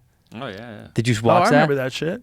Did you watch that shit? They're fighting to try to get it back. There's all over the internet. People are begging to bring this shit back. Wait a minute, is that the one with the Trampolines. Yeah, dude, it's the fucking They best. should bring that back. They're trying right now. By Why the way, not? I would love to see that live. I Here's would the thing. love to see What that if, live. What if some like crazy Chinese billionaire came along? I don't know. That's it has who to be we need. Chinese comes along. Some wild person comes along. and Crazy says, Chinese billionaires, right? All right, how about Yeah. Russian? Sure. A conglomeration, an Fine. LLC, and they get together and they decide to pay all the NBA players way more To do play this? in this. You know, like LeBron makes $1 billion a year. A lot of the WNBA players would make a lot more. I don't know if this is still happening. much more. in They should Europe. dress like volleyball They do. players. They do. Yeah, They yeah. still make more. Are you Yeah. kidding me? Like for here's the thing. For a guy, for male basketball players, going to Europe or going overseas is still a good venture if the NBA isn't doing what you need it to do for you. But for the women, they can make so much more money over there than they can over here, by far. 'Cause Yeah. the WNBA, They don't make much money. well, they can't. I think the top lady makes like a quarter million. I mean, I would say. I think it's in the neighborhood of that. Yeah, I mean, Candace Parker, who is went to my sister high school. She is like the biggest. She just returned to Los Angeles. It's like a huge deal. She's like one of the biggest names, and she's nowhere near what she should be getting paid to be the biggest name of that sport. But when you say what she should be getting paid, isn't it based on how many Of course, people it's based on watch? the revenue. Yeah, You mean just in the, like, if the universe was fair? No, I'm as just good saying as she in the is. vacuum world of like the best of anything usually is like, you know Have what you I ever mean? met the best bowler? Yes, I have. They make like 50 Good grand a money. year. No, they make good fucking money. I don't know about Don't that. disrespect my bowling. One Don't of Ari disrespect Shafir's the buddies, PBA. Tommy, was a professional bowler. Yeah. And we all got high with that guy, and we ate dinner, and he told us everything. And he was like, "Can you It's guys?" like, it's not, there's no money in He's like, bowling. "Joe, can you pay?" He wasn't making any money bowling. And Can I tell you? He's a world-class bowler. I watch bowling, so I know some of these guys. Hmm. I watch them, and they make good money. If you win, it's like golf. Golf is the same thing. no, he knows. it's not like golf. Golf, you make millions of dollars. If you win, Yeah, but there's a lot of guys that do well in golf that make really good money that you don't even know who the fuck they are. sure. Okay, sure. You're right. You're right. I'm not saying There's it's, no- but it's not there's the no- same comparison, but I'm saying if you win, you're making bank, and if you're not, you're doing okay. You're doing fine. Okay, let me compare it to something I actually know about. Here we Pool. go. Professional pool. No money in that. There's no money in that. If you're winning, The best guys, like a Shane Van Boening, he probably makes $250,000 a year. that's good money. The best guys. That's yes, good money. But there's like 2 or 3 of him in the world. Okay, yeah. It's so hard for golf. guys There's to make more money. numbers, but I will say, there's a lot of because of what you know and I know this There's was a story of beautiful. this guy. Yeah, Michael Viasa. He just qualified for this weekend's tournament. I guess it'd be his first ever PGA tournament. And he's he's driving crying? like a 140,000 mile Camry to get there. Yeah, He's calling his parents to tell him, like, that for was the his first calling time. his father, his Look at dad. him. Look at him crying. Let me know he made it. Oh, look at that shot, And they too. qual- So he's got Qualified. like a $6.9 million purse. Oh, man. He has the opportunity to maybe win, but like, whether or not he does, we'll see. Well, he's in. Yeah. He's in. Yeah, but you need to explain to Joe that the difference of like that, a $6.9 million purse of Valspar. First of all, it's divvied up by the top 50 to 100, depending on each tournament. So the top guy will make a couple million, and then as you go down, it exponentially goes lower and lower. The last place who makes the final cut, the final day, which is the fourth day, you have to make it to the third cut. He probably makes 50 G's, maybe. I mean, it depends on the tournament. So what I'm saying is, even to get to there is a fucking impossibility. Yeah, but if you're a guy who can get to there multiple times a year, you're making a good living and no one knows who you are. It doesn't happen often. It doesn't. How many guys are there that make that 50G up to the this says top? he's only made money once. Whoa. This guy. That one guy. One time. Yeah. Yeah, and let me tell you something about that guy. Because I lived in Scottsdale when I was at Arizona State. I met a fuckload of these guys that were trying to get their tour card because all of them live in Arizona. They train out there. And there's so many of these guys to go from, this is kind of nonsense, but to go from a scratch golfer who shoots par to go to somebody that shoots 2 under, 3 under, 4 under, 5 under, 6 under consistently, it's so fucking hard to do that week after week after week after week that's why these guys like him, this kid who's a brilliant story, they come and they go and they come and they go. It's so hard to even get in, let alone be top 50, let alone be top 25. Top 10 is absurdist. It just doesn't make sense. Right, you're competing against so many people. And they're all so good. It's insane. They get coaching. They've been doing it since they were kids. Yeah, it's insane. You know. The competition level, once you get past the cut line, is it's absurd. Like, these guys were coming to play Riviera in Los Angeles. And I played at this golf course with Pat Perez, who's a fucking Riviera, great the casino? No, Riviera, the golf course in Brentwood. There's a golf course out, the country club out there. Oh, you said Los Angeles. Yeah, in I thought LA. you said Las Vegas. No, these guys, before they play Riv, they come and play a bunch of different courses. And I played with Pat Perez, this pro was there. Bubba Watson was there. And I'm not, just like anything that you experience, when you see the best of the best, Right. it's like almost scary. You're like, are you an alien? Right. Are you not one of us? Right. Because it's freaky. Yeah. Like, it almost seems like I'm in a fucking simulation, and I'm like, where's the guy that's controlling they're so this? far beyond what you're physically capable of. It's it creepy. seems like magic. Yeah, but like Bubba Yeah. Watson, not a big guy, not a big heavy guy, not a tall guy or like a muscly guy. This dude, as a joke on the first tee, he hits the ball. He's like, he's being a smartass. He goes, "Does this go a little bit to the left?" And they're all laughing because he's just being a fucking smartass. And he goes, "I think I'll just play. Yeah, I'll play it like that." This dude, he hits the ball so clean and so fucking far. It's almost like, is this a computer that I watched? Did I just watch a fucking video game? Yeah. Talk shit and then do the thing. It was like when they say Jordan would call shit out. He would call shit out. Yeah. He'd be crossing someone up and then just be like, I'm gonna hit it from 18 feet, and then take him to 18 feet and hit it in their fucking face. Like a computer made him do it, as if Yeah. it's pre-programmed. There's people that just hit levels where you just go, oh, I didn't even know that was possible. It's scary to watch. There was this very slight, he wasn't a big muscular person, a Filipino guy in the 1990s. He's still playing. He's still like an elite player. His name was Francisco Bustamante. He's a What a Filipino name. pool player, but he was known for his break. And it's the most ridiculous break you've ever seen in your fucking life. I wanna see it. And he's not a big guy. He's like 150 pounds at the Right. most. And the cue would come out of his fingers, out of his bridge hand, and all the way back. It would come and out. And he would break, and it would be so hard. This is him. This looks like it's probably him even later in life. That's an But you gotta 09. watch how hard this guy breaks because it's so ridiculous. It's crazy. Oh my! What the fuck is that? What the fuck is that?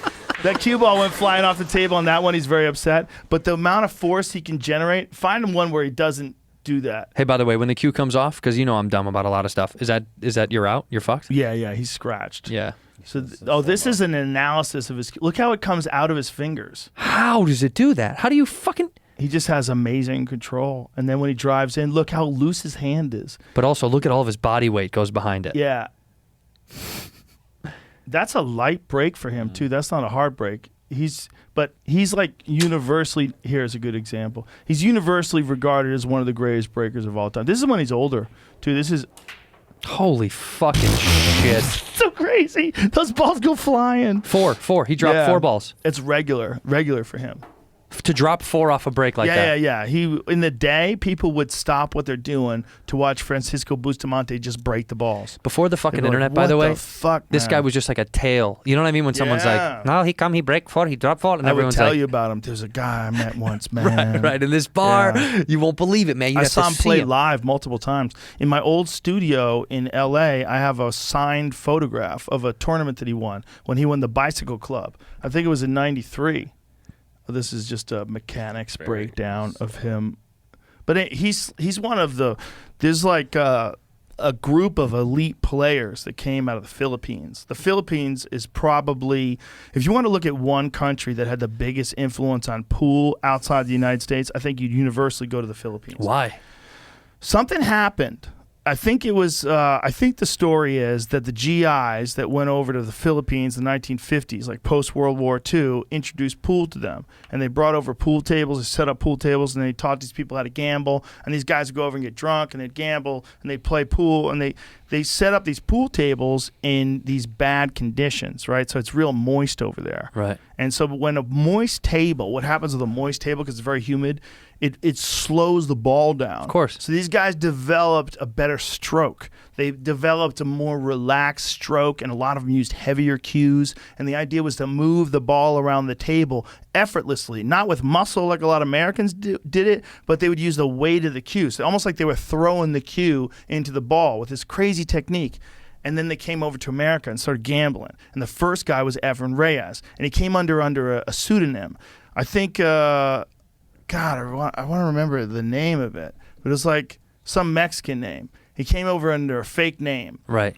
and because he didn't want people to like give up his speed. His speed is like his ability. Like, how funny is that guy? Oh, dude, he's a headliner.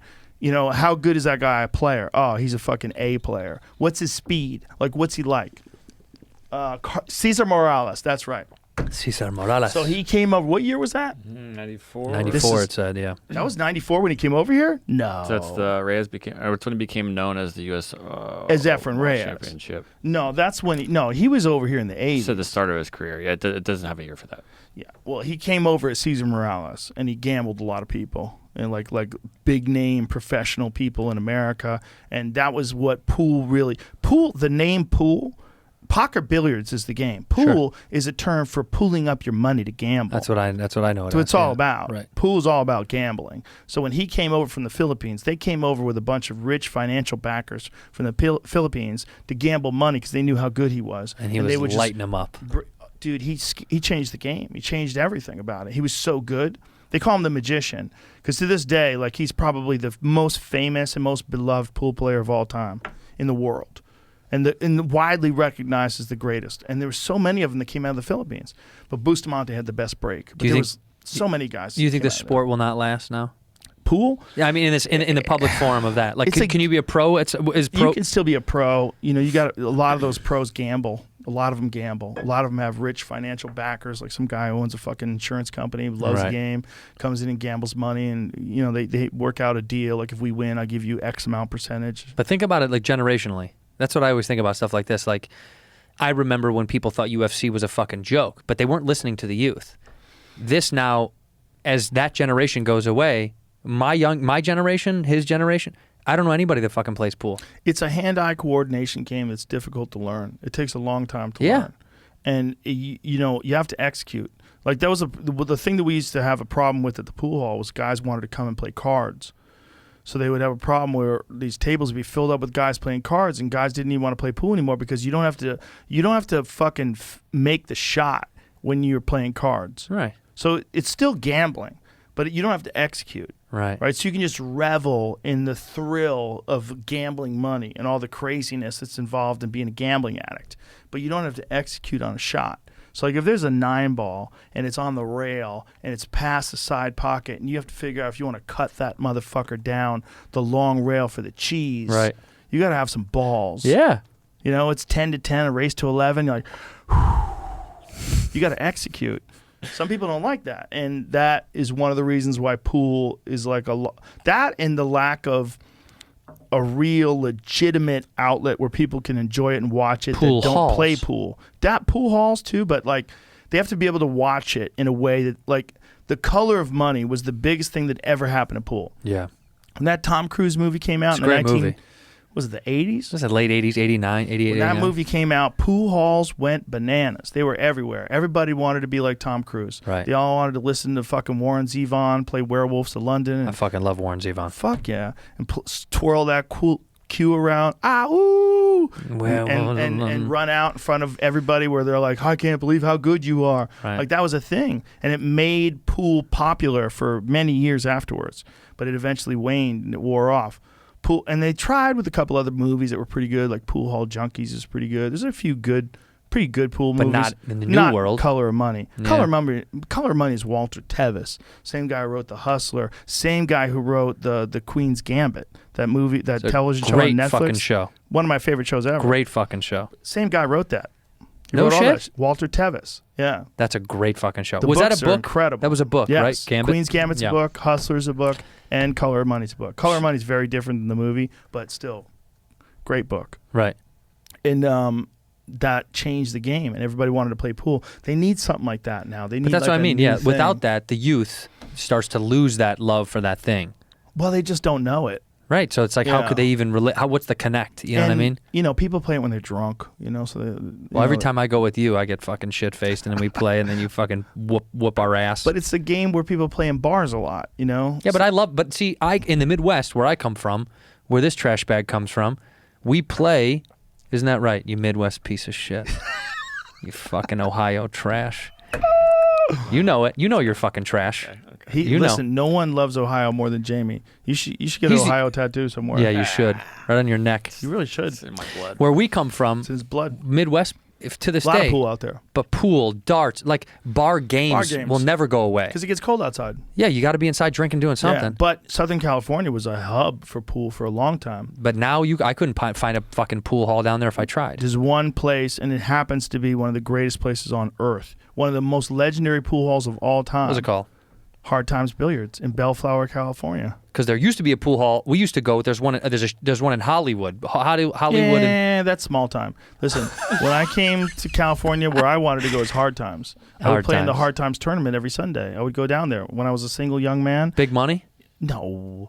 I mean, No. was there money being thrown around There's there? money. There's gambling. Sometimes there was gambling. Sometimes, like, there was one time where someone robbed the place, or a guy came in and with a gun and stole the stake money. Good for Because him. he knew that there was a certain amount of money. They would put stake money usually either on the light or somewhere. They would like, you'd put down your 10 grand. I'd put down my 10 grand. We're playing for 10 grand. We'd take the money and put it on the light. You wouldn't just give it to a fucking guy. No, you wouldn't give it to the middleman. No, There's gotta be a guy lot of there. times they like to put, this is Hard Times, and this is, look at that, voted best billiard room in America. And that's a fact. Says who? Says me. Oh, is that Joe Rogan? No, look, everybody says that. When you go to Hard Times, like the Hard Times tournament, they had to have a tournament on Sunday, the pro tournament. Yeah. I forget what they called it, but I never won. Go more to the than- outside photo. Sorry, never go to won the more outside than photo. a match. Right there. Yeah. Yeah, that's exactly what it looks It's like. a dirty place. That it's a carpet great- smell. That carpet smell. Great is, place. I can It's- feel it. It's a great, and it's been around for a long. Can you long, smoke inside? long- You used to be able to. I love that. It was you. So you'd go there on any given Sunday, and Efren Reyes would be playing there. The guy we talked about before. he was a Southern California guy. No, but he would be in town. He would play there. Ah. Francisco Bustamante would play there. Efren would be playing chess while he wasn't playing pool. Rodolfo Luat, like the best guys ever. Dennis Arculio, or the all Filipino guys. They would come to Bellflower, and everybody would know they were there, and they would set up games. They would play in the tournament, and then guys would come out of the woodwork, and some guys would travel. People would sit and Yeah, fucking watch. never Fuck seen yeah. that. I would do that. I would go sit in hang there. out. I'd play a match, and then if I won, if I was fortunate enough to win, I'd sit down and watch all these other people play. Generally speaking, I was like one and done. You either lose my first match, or I'd win one and then lose my second match. I never came close to winning the tournament, but I had Right. a bunch of friends that were like legit pros that won the tournament, and I'd go and watch all the time. I'd just watch sit. guys gamble and play. It's an art form that only the people that practice it appreciate. Yeah, that's a lot of specific things, right? Like that, anything like that. Like you were talking about golf. Golf. Like I don't play golf, You don't so give if a I saw fuck a about it, guy yeah. do that, I'd be like, yeah, he looks good. You Good job. But when you see it, you're like, holy shit. When you know what you can do, When and you then know what most compare people it. do. Right, correct. Right. It's absurd. Yeah. When you physically watch someone hit it 330, 340 yards, Yeah. shock. I mean, but also because of the physical, like we're talking about. When you see a skinny, we just in our minds are always like, you got to be fucking jacked to do man shit. Yeah, but when man you see shit. someone like slenderly do something smooth, like him breaking, Yeah. you're like, huh? What are the physics that I'm missing? Right. What's the click that just Exactly. changes over to being like, I'm just better than you? Exactly. Yeah, what is it? It's one of those things, man. It's like everybody has gifts in some area. And it's like how much time are you willing to dedicate to this one thing, to hone it to a razor sharp edge? Is it bowling, the strike? You know, those guys, they twist that ball and you see it curve and smash into those pins. Like every time they hit a strike and they go, "Hurr," it must feel amazing. Oh, it must feel amazing. What's that guy, Jamie? That whoever you think you are, I am. What's that fucking guy's name? He was talking to his father. Pete. He's like a legend in bowling. This dude's the shit. This dude. Really? Yeah, this phrase went viral because he hits this strike to win, and he's like, "Who the fuck do you think you are? I am!" Like just talking shit. But he was saying it. I guess the follow up was he said it to his father. It was like to his dad. Like, this is him right here. Shit, yeah, John? Pete Weber. Yeah, look at this. Watch this. Yes, God damn it. Are you kidding me? That's right. Who do you think you are? I am. What a boss Wow. phrase. Who do you think you are? Who do you think I you am. are? I am. That's incredible. Do it again. Watch Do your it boy. one more time. Hold on. Do it one more time. Just because I fucking love. Just like. Another 5. Are you kidding me? That's right. Who do you think you are? I am. I'm gonna tell you something, man. There's So something awesome. magic about that kind of fame. I know. Like, look dude. at all those bowling dorks. They're like, yeah. Fuck yeah, dude. I'm one of those dorks. I love this shit. I understand, but like, there's some. Look at that guy with his arms up in the air. The guy on the right hand side. Losing of it right there. Up there. Look at him. Yes. Losing it. yeah! Fuck yes. The ball knocked over the pin. Who do you think you are? I am. I love that shit. Did you see this one? This kid hit a 7-10 split. This is my ginger. This is my boy. cousin. I retweeted this. I said my cousin With out a here. fucking mask on? Yeah. They make him wear a mask? Well, They have to at these tournaments now. Jesus Christ. I guess this is very exciting. It hasn't been done very often on Let me on see this. camera. It happens. 7-10 split. It happens only a couple times a year. Oh, okay. Let me see him do it. Oh, it's right there. All right, so here it is. Go How's back. he do it? Come on, kid, do it. Did it. Oh, that's the move? You have to get it to bounce off the wall and The hit on- the other way? The only way that any professional has ever said a 7-10 split can work is you have to hit the 7 or the 10 pin at an angle to kick off the wall and be lucky enough that usually, which is even crazier, you can look it up, there's a back flap. There's like a big, heavy flap to, when the pin's hit against behind there, you usually can't see. It has to hit the wall and or the flap and jack sideways. So this one... Show it again. Okay, so look here. So that one hit. You see that? bounced off. So watch. Go back. Go back. Go back. You'll see it hit the flap. It'll hit the wall, the flap, and then come forward. You see that? So it has to have considerable force. Unbelievable. And the accuracy is almost impossible. Even And still, he's not even breathing. Nah, he doesn't give a fuck. Got a mask on. Even still, that's what's so weird about this. It's so hard.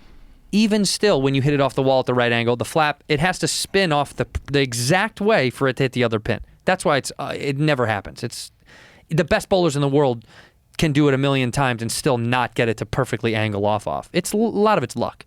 Or Is that harder than a hole-in-one, would you say? What do you think? No. I know they're completely different, The, but the only reason I'll say yes is because on the PGA Tour, look it up. I mean, there was just another one. You get a hole-in-one. I would say there's probably more hole-in-ones during the course of the year of the PGA than there are 7-10s. Don't you think more people are playing golf than bowling? I know, yeah, per capita it's hard to say, which is Especially like... at an elite level? you can bowl all night. You can't golf all night, and there's Yeah. like 15 lanes, and there's only so many people Yeah, on a golf I think course. bowling also, you could practice that thing over and over again, where it's like do it practicing drunk. a hole-in-one. Like, good luck. I've only seen one. I've been present for one. And you know what the craziest thing that most people say when they see a hole-in-one? When they hit it, you almost know it's happening. Obviously, it wasn't me. But when I saw somebody hit it, I was like... Don't you think they say that after it's over? I fucking knew it, bro. Only because but when he knows, when you hit it, it looks so right. You're like, oh, wow, that looks really good. Yeah. Because the accuracy in golf is absurd. It's like, he knows. The accuracy is almost embarrassingly absurd. Because you're supposed to aim for a very small target. And even an inch off in your mind is 10 yards in reality. Isn't that interesting, like, why we're so obsessed with accuracy? Oh, we love it. What do you think that's from? Darts, pool, golf. I mean, it's obsessiveness. We love... I think it's fucking... caveman shit of like... It's archery. Yeah, caveman beginnings. Yeah. You wanted to hit something specific. I think that's why I like archery so much. The accuracy. Well, you posted fucking today. Yeah, today. Yeah, it was just like the specificity of it is impressive. It's not that you did it. That's this in 61 yards. Yeah, it's just because it's impressive because you're like, I can do that. I can put it in the thing that my mind is picturing where I want it to go. I do that all the time. That's why. Because like that's how I clear my mind. I get out there and launch death missiles at a rubber target. I launch death missiles at rubber targets. I have a new bow that my friend John Dudley made. Is that what you just put outside? No, that one's that has to get repaired. No, you're getting a new one made. No. I have a new one that's on John Dudley's Instagram. Yeah. It's 95 pounds to pull it back. It's the most meathead. What's the average? 60 pounds? Yeah. Yeah, 60 or 70. 95 70's a pounds? lot. 80's kind of crazy. 95 is so stupid. Who are you trying to prove something to? Not. Cam Hanes, this is what it is. My regular bow is 84 pounds, which is a lot. That's heavy. But I work out a lot. So what? It's heavy. It's not, though. It's easy for me to pull back. I pull it back all day. And so my friend Cam got a 90-pound bow. And I shot his bow. I was like, I fucking like this bow a lot. It's not that much of a difference between 84 and 90, but there's like several feet per second increase in the velocity of the arrow. And I think maybe even more accuracy because you have a higher holding weight. It's very complicated, right? But I felt good with it. And so I called John. I said, dude, I think I'm jealous. I think I need one of them 90-pound bows. And he goes, why not make something even fucking crazier? So I'm like, I like the way you talk. Like, what are you saying? And so he made me a 95-pound bow. That is so nuts. I've never shot a bow that's that hard to pull back, but it's not hard for me. There's a video of me pulling it back. I can pull it back pretty easy. What are the ones in elementary school? 10 pounds? I can do that. Nothing, like 10 or 20 That's me. pounds. I'm about 10 pounds. But it's interesting, like what technology is involved in these fucking bows now. It is fucking crazy to look They're at. So, and you're going off of like a little bubble level.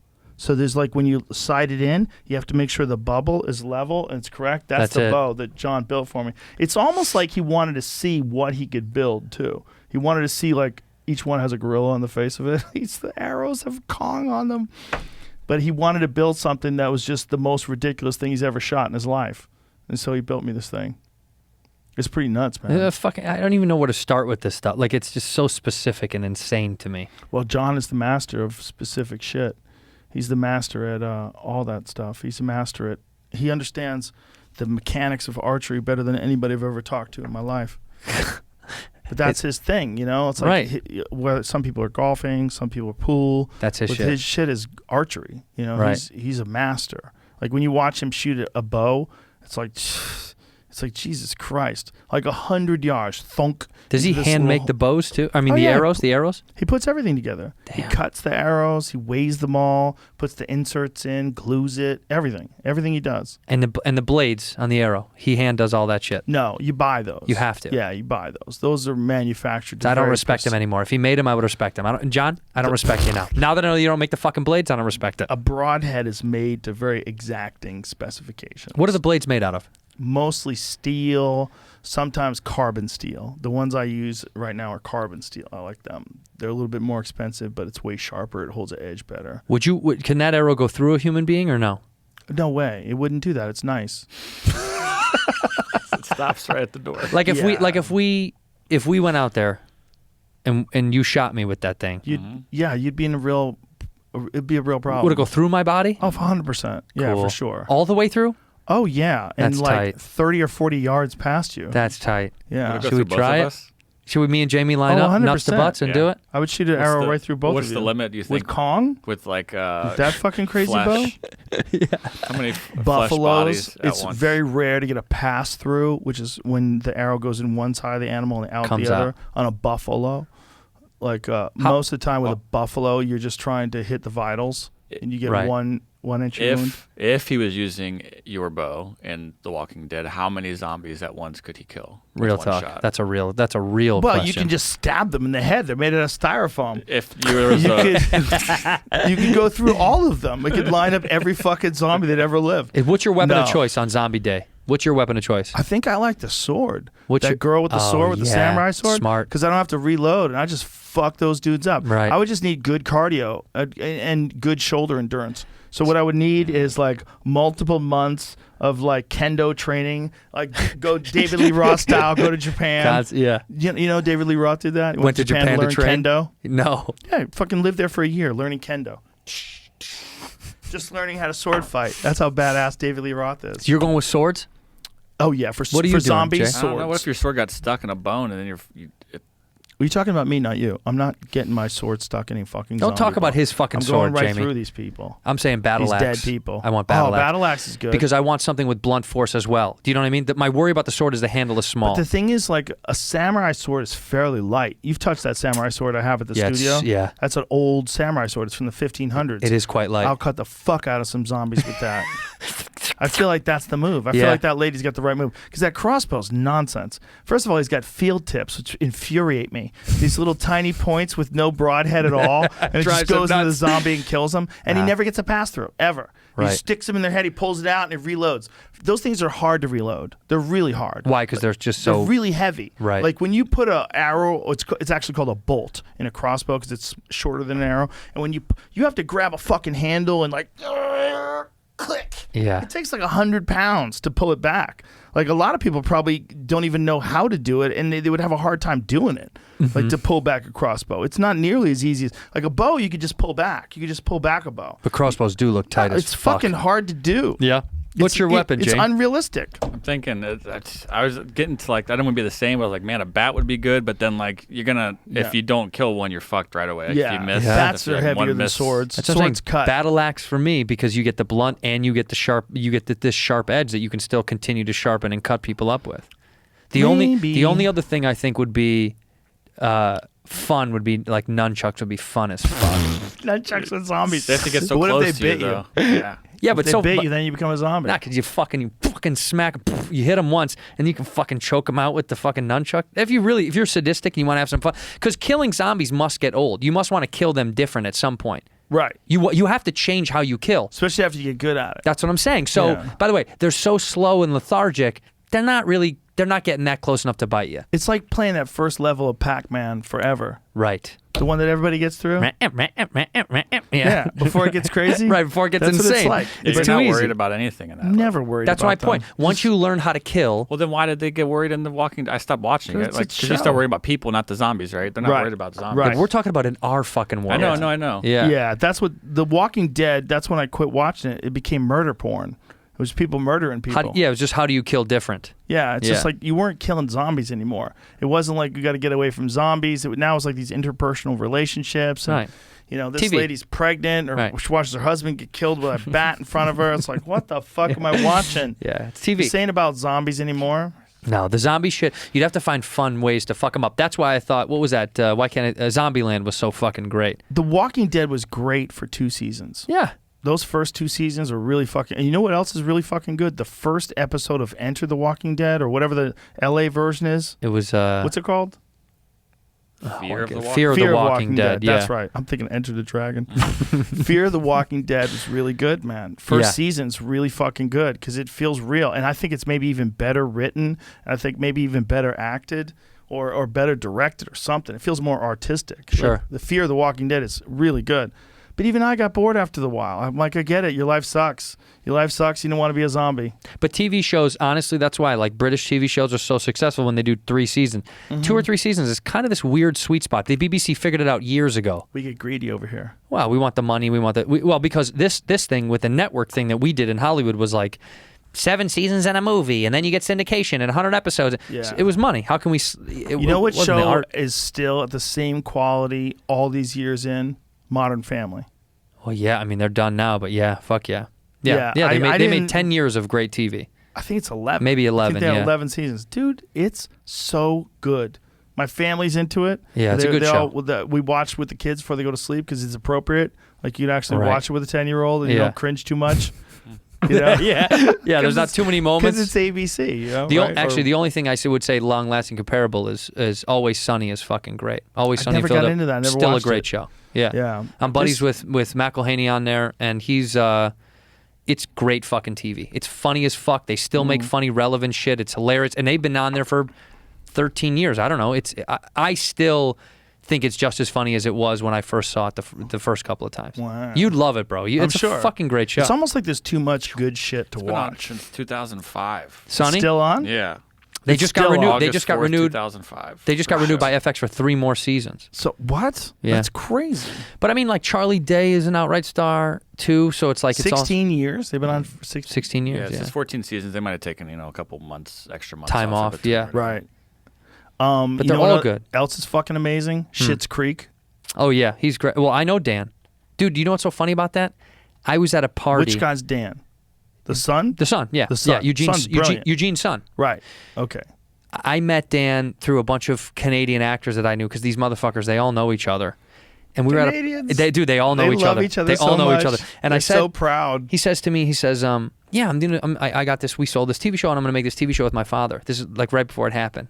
And my wife and I were at a party with a bunch of different people. I was like, oh, that's great, man. I was like, I'm not trying to be annoying, but like, I love your dad. Like Eugene Levy, I fucking think he's brilliant. And like all those movies I love. Like fucking Mighty Wind and Yeah. you know what I mean. I He's just incredible. He's incredible. I mean, actually, my favorite thing that he ever did was Best in Show. Oh, it's fucking hilarious. The best line he ever had that made me have tears. I had tears in my eyes as he goes, he's like, he's got these big teeth and he's interviewing and he's like, well, in high school, they called me loopy, because they said I couldn't dance. I had 2 left feet. And then the camera slowly pans down and he actually he goes, and I do. I have 2 left feet. I actually was born, unfortunately, with two left feet. It was just such a fucking perfect CCTV Canadian comedy. I mean, like, they were so good at that, all those guys. It was just so specific and weird and quirky. But anyway, he said, I'm making a show with my dad, and I thought, good luck, man. I hope it does well. Sure enough, it's like But you were probably 9 thinking, Emmys or whatever. No, I just thought maybe it'll be funny, whatever, a fun show he does with his dad. It's become the most. I mean, how many fucking awards has that show they won? ended that too. Yeah. Yeah, well, but it was like so good. on a good note. I mean, I think they great. went out their way. Well, you know what they did? They never were inconsistent. It was just a funny show, man. The entirety of the run of the show. And Catherine O'Hara. I mean, fucking Amazing. Oh, dude. Everybody, the whole cast. She came to see me at the Improv. Shut the fuck up. Yeah, dude, change my because Hollywood. Yeah, at the Hollywood Improv. This is probably, I don't even know, 6 years ago, something like that. She trying to bang some dude who liked you? She was trying to bang me, and I said, "No way, no way, lady."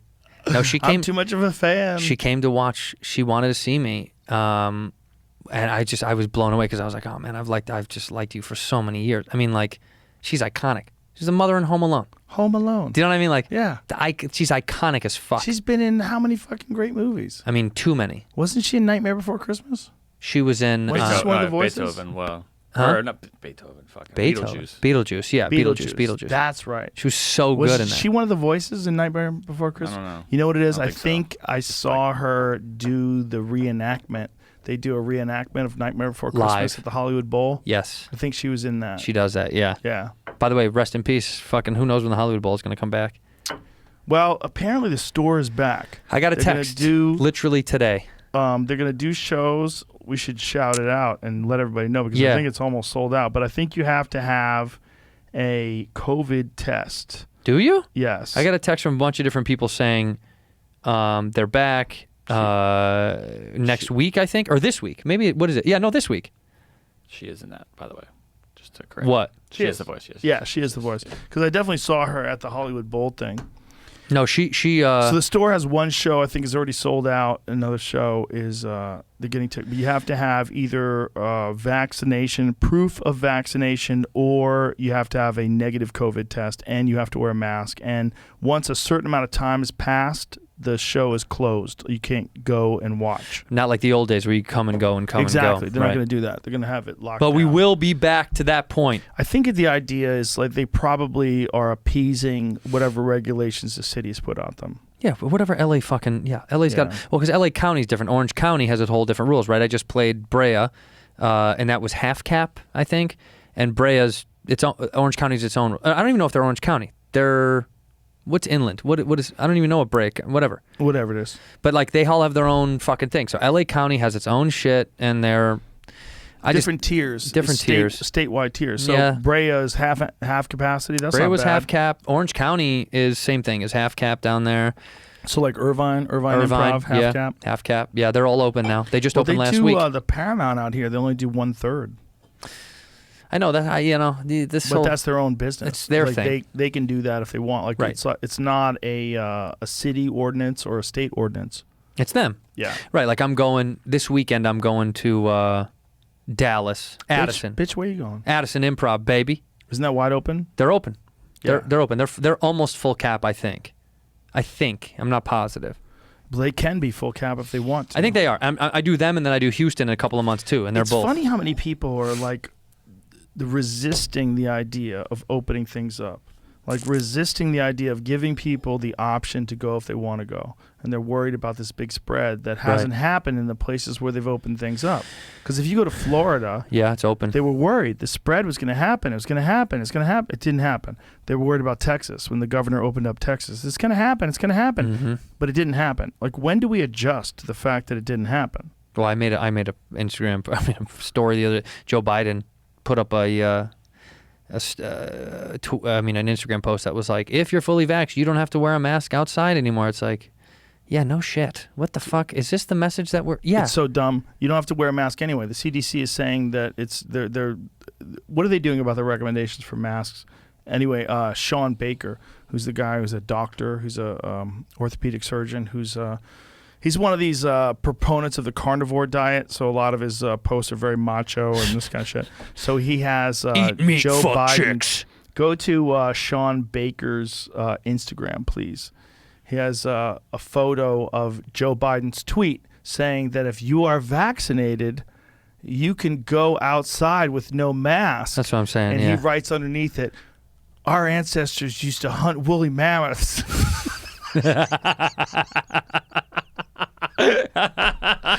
With their fucking And there it hands. is. There it is right there. There was a time when humans hunted mammoths. Yeah, it's insane. Fully vaccinated people can go outdoors without a mask by the government. By the way, The government said it. if I see you in your car alone wearing a mask, you deserve How to about die. gloves on? What is wrong with Mask you? with gloves on. Dude, I'm precautionary and safe. I told you, I got the fucking vax. I'm going to fucking get the vax. I want to be safe and do the right You got thing. the vax after you got the vid. 100%. I got COVID That's and what's I got the even vax. crazier. I'm doubling down. Pop, pop, Yeah. pop, pop. But I just, in my opinion, the logic loss is weird. Like, I run in my neighborhood, and I've said this before. People sometimes do this thing to me. I've gotten this, like a fuck you because I'm not wearing a mask. Yeah. I'm running outside. My neighborhood, I mean, you know, I'm not saying where I live, but like, no one is fucking near me, dude. I'm Right. running outside by myself. Like, But if you don't have a mask on, they'll yell at you. sometimes I get a few people that give me looks, and you're Yeah. like, are you out of your fucking mind? This isn't contagion, dude. Yeah. You can't throw it through the sky to people. Exactly. Like, I have to be close to you all the time with spit, transfer. By the way, you know what my theory was? Young kids were fucking. Like, do you you know why mean? Corona was going around heavily? I think because young people were fucking. They weren't stopping. Well, you lock them indoors. They're fucking. But I'm saying it's spreading. No. I'm saying people that are single were still hooking up. This idea that people weren't going out and fucking and hooking up, and they were. It's not that you bumped into someone at a grocery store. It's that people were out fucking. Wow. That's what I think. People Maybe. were out. Jamie was out fucking. That's how he got it. How did you get it, Jamie? If you weren't out fucking. I don't know. Come on, man. Don't blow up Jamie, the spot. I'm gonna fucking atom bomb your shit. How did you get it, Jay? I have no idea. Well, You for fu- sure, he was people out got fucking. it Look at him trying smiling. to feed their families. Well, Andrew that's- Santino that's- just working that's the somewhere most. on top of each other. Yeah, You know, that's stacked the most in a people. warehouse somewhere. But Jamie making got Teslas. But Jamie got it from fucking. Look at him smirking. Speaking of which, I'm not going to let that go. That he got you the test and you lied to me earlier in the show. I'm not Lied going to to you. fucking let that go, Jamie. No way. He didn't lie. He just didn't tell you. You didn't ask. You didn't say. Jamie, said, "What kind did you Jamie, get?" I Jamie, said, we "We walked got the around the Model studio. X." I said, you bought the Model X, huh? No, you said, "What kind did you get?" Liar. I said, "We got." Don't the do this in Model front of X." Joe just because Papa Joe is here. Don't do that. Don't do that in front of Joe, Jamie. You know better. Also, we got to have Jamie. You and I got to have our hoop game. That's why I said, "Where's the Oh hoop?" yeah, a 3-point shootout. Don't do go. it, Tom Segura, and break your arm and leg, please. I'm not that guy. You know how much more? Look, hey, athletically, don't compare me to Tom Segura, okay? What if Tom Segura heals up and beats you in a one-on-one? And what? Put some money on it, and I guarantee you that's not going to happen. There's no chance. How much time do you give him to recover from his fucking catastrophic injuries? Whatever he needs. He needs a couple of years. I'm going to hit him one-on-one. Right. I'm easily going to beat. I love Tom. What if I'm you play going to beat him horse? one-on-one. Horse is a tricky game. He knows. Because honestly, hey, Joe, that's like saying, anybody can hit some fucking really good accidental shots. One-on-one is way more of a skill set. Right, though? Horse is like, people could beat you in horse that you're better than. It's just you missed the jump shot that they made. or a trick shot that they made. It's like trick shot competition. That's not fair. Someone sounds scared. Does he sound scared? No, but he knows. Go ahead and say it. Say the truth. You know that. Jamie, don't you feel like you could beat Santino at horse? Maybe. No one plays horse. See, that's what I'm saying. See, I don't want to play him in horse. I play with my kids. They love horse. They love. I give them extra letters sometimes. just for free. Give They them get angry. Give them a couple of R's and H's. Give them a couple extra ones. You got They an back H. it up a little. Well, I mean, so to be fair, in this, Tom and Bert couldn't win 2-on-1 against someone, and the day that they were playing. Against Oh, but that Jazz. dude Jazz, that guy is fucking legit though. And look how fat Bert is. Well, Look at that. That's ridiculous. Bert looks like a gnome with that fucking beanie on inside. What is he that doing? dude is a really good basketball player. He's too. legit. He's hilarious. Yeah, on he's YouTube. legit. When he makes fun of people, dunks on them. oh, they get mad at him. They get actually upset. Bert and Tom did. No, no. The people that Oh he beats. yeah. They get pissed Yeah, off. they You know get why? really mad. Because some little skinny tiny white dude comes in and shits on it, and With they're some like, silly hair. yeah, they get this goofy ass white dude out of here. He's good. No, he's legit. He's legit. He's Yeah, very good. He's very good. It's funny to watch people like think he's not good and watch him like school them. You're like, Shit on him. Yeah. Oh my God! You see the look on their face when they're realizing they're getting humiliated in Oh. front of their friends, and it's going to be on YouTube. You know and the- then they really panic. The professor, you know him. The professor. Do you know this Who's kid? that? No. So there used to be a thing called the And One mixtape. And One, the old basketball company. They made shoes and shorts and clothes. They were at the time. What was that? What year was that? The early 2000s. I mean, it was fucking huge. And they did live events. I mean, these guys were celebrities, and it was like the Harlem Globetrotters of our generation, in the sense that they would fucking shake He up actually people. just did what we're talking about right now. He put this up 2 days ago. Yeah. He did to Mike Blythe. So this kid, He dorked out. this kid is he is legit. He is legit, and he shows up. Shows up with a backpack on. He played basketball? Yeah. Well, he's playing it up a little bit too much, but yes, then when he shows up, he shows out. Look, he'll just shit on people. Whoop. He's legit. Oh, that's hilarious! And he's doing all this Watch him with a just- backpack on. Yeah, he'll cross over people with a backpack. And over the last 15 years or so, he's really famous in the basketball world. So they know who he is. If he shows up on a court. Yeah, Oh, 100%. he's Look at the that pass. professor. Wow, he's really good. Oh, he's so good. Nerd breaks ankles and exposes hoopers in the hood. Right. That's a YouTube clickbait bullshit. But the truth is, he's actually unbelievably talented. Like this. Watch him cross this dude. Whoop. Whoop. Oh, right through your fucking legs. Made him fall. And then, and then he hits the fucking three. Look at his face. Like, what the fuck just happened? Yeah, the professor's legit, man. This kid is fucking awesome. I love watching There's an this shit. interesting culture of these guys who pretend to not be good and then film things on YouTube. Shitting on people. You know? Well, Yeah. just that kind of thing. Well, because you know what? For years, he did. I guarantee you, he knew he would show up to course and be like, "Get this fucking skinny ass white bitch out of here," and he would show up. So he's like, "Oh, I'll play into that." That's what I White wa- Men Can't Jump is. Yeah, Like the whole 100%. movie. Yeah. Right. That's Yeah. the whole Billy movie. Ho. By the way, That's right. they're trying to remake that movie right now. Don't do that. That's what I. Please leave this shit alone. Can we leave these fucking things alone? Or make it again with Wesley Snipes Just- and Woody Harrelson and have them be old men. But you know what Just they would. make You a find new out By the where way, it by the way, goes. by the way, Just make Joe, a new movie. you're writing the Hollywood movie. What they do is they go, they're the dads and their kids. That's what they. Michael B. Jordan I and don't his. like that. No. See, That's the problem. That's Hollywood fucks it up. You want to see these old dudes with bad hips trying to play basketball, Shaking young dudes up? and hustling other Right. old dudes, Right. and have some weird fucking dynamic play out where they like didn't have a good relationship with their wife, but they really do love her, and they're trying to get her back. You gotta get on Jeopardy. That was the best, right? What is a quince? I love when she was studying, when Rosie Perez was studying Yeah. for Jeopardy. That's right. It was That's so right. funny. That's what her goal was, to get on Jeopardy to win. You know, she's a giant boxing fan. Like Rosie huge, Perez? huge. Really? Like can comment on boxing. Like she's educated. Did she ever date a boxer? Is that what she? I don't know. How did she Why get you have so to go into it? right to dating? She Well, can't just be dude. a woman who likes boxing. Joe, Like what? don't What the fuck happened? fucking Did gaslight she me. know a guy who knows how to drive a car? How'd she learn how to drive a car? How many women love boxing like that? Get real. Very few. Yeah. How Rosie Perez became the the first first lady lady. of boxing. Yeah, bro. See, that's a she's- that's a sexist fucking headline, by the way. Why does she have to be the first lady? Why can't she be the president of boxing? Are you assuming a woman can't? Yeah, exactly. See, you can bury anybody with fucking anything. You definitely can. Yeah, you bury can. You can just anybody make with that. anything. You just make Yeah. it up. You go, Yeah. why did you say it that way? You're like, oh God. Welcome to my world. That's what they do with me. That's clickbait. Yeah, but you know what? You get what you get, Joe. Get what I deserve. Get what you deserve. I get Yeah. what I deserve. You're too big. You're too popular. You're too well off. I agree. That's what you get. Yeah, listen, I'm not complaining. Retract about it. everything you've ever said. Say Think it right about now. all the. I retract everything I've ever said, even the good stuff. But think about what I said at the beginning of the show. Where we were talking about all this recent controversy. I'm like, I get it. I would do the same thing. I know what you're doing. Right. It makes sense. Right. I don't hate people for doing their jobs. It's like that's what you're doing. It's a part of the game. It's a part of the game. But you're also willing to admit when you say something that's incorrect in your opinion. Like even if you think the problem is you're willing to say, "Oh, I was wrong," or "Nah, maybe I wasn't correctly informed." The issue is nobody wants to do that anymore. Nobody wants to say, "Hey, I guess I was fucking wrong. I guess I was fucked up." There's a little bit of that, but there's also an issue in the art form itself because the art form seems permanent, but it's transient, right? So things are recorded and they're put into like a Spotify file, and episode X number, whatever the fuck it is, from April of 2021. It seems like a permanent thing, but it's really a transient conversation that gets recorded. It's a moment in time. It is a moment in time. And these things that they take out, that's what's fascinating to me as an observer. Not just the person who's embroiled in the controversy and the target of people's hatred and anger when something like this goes down.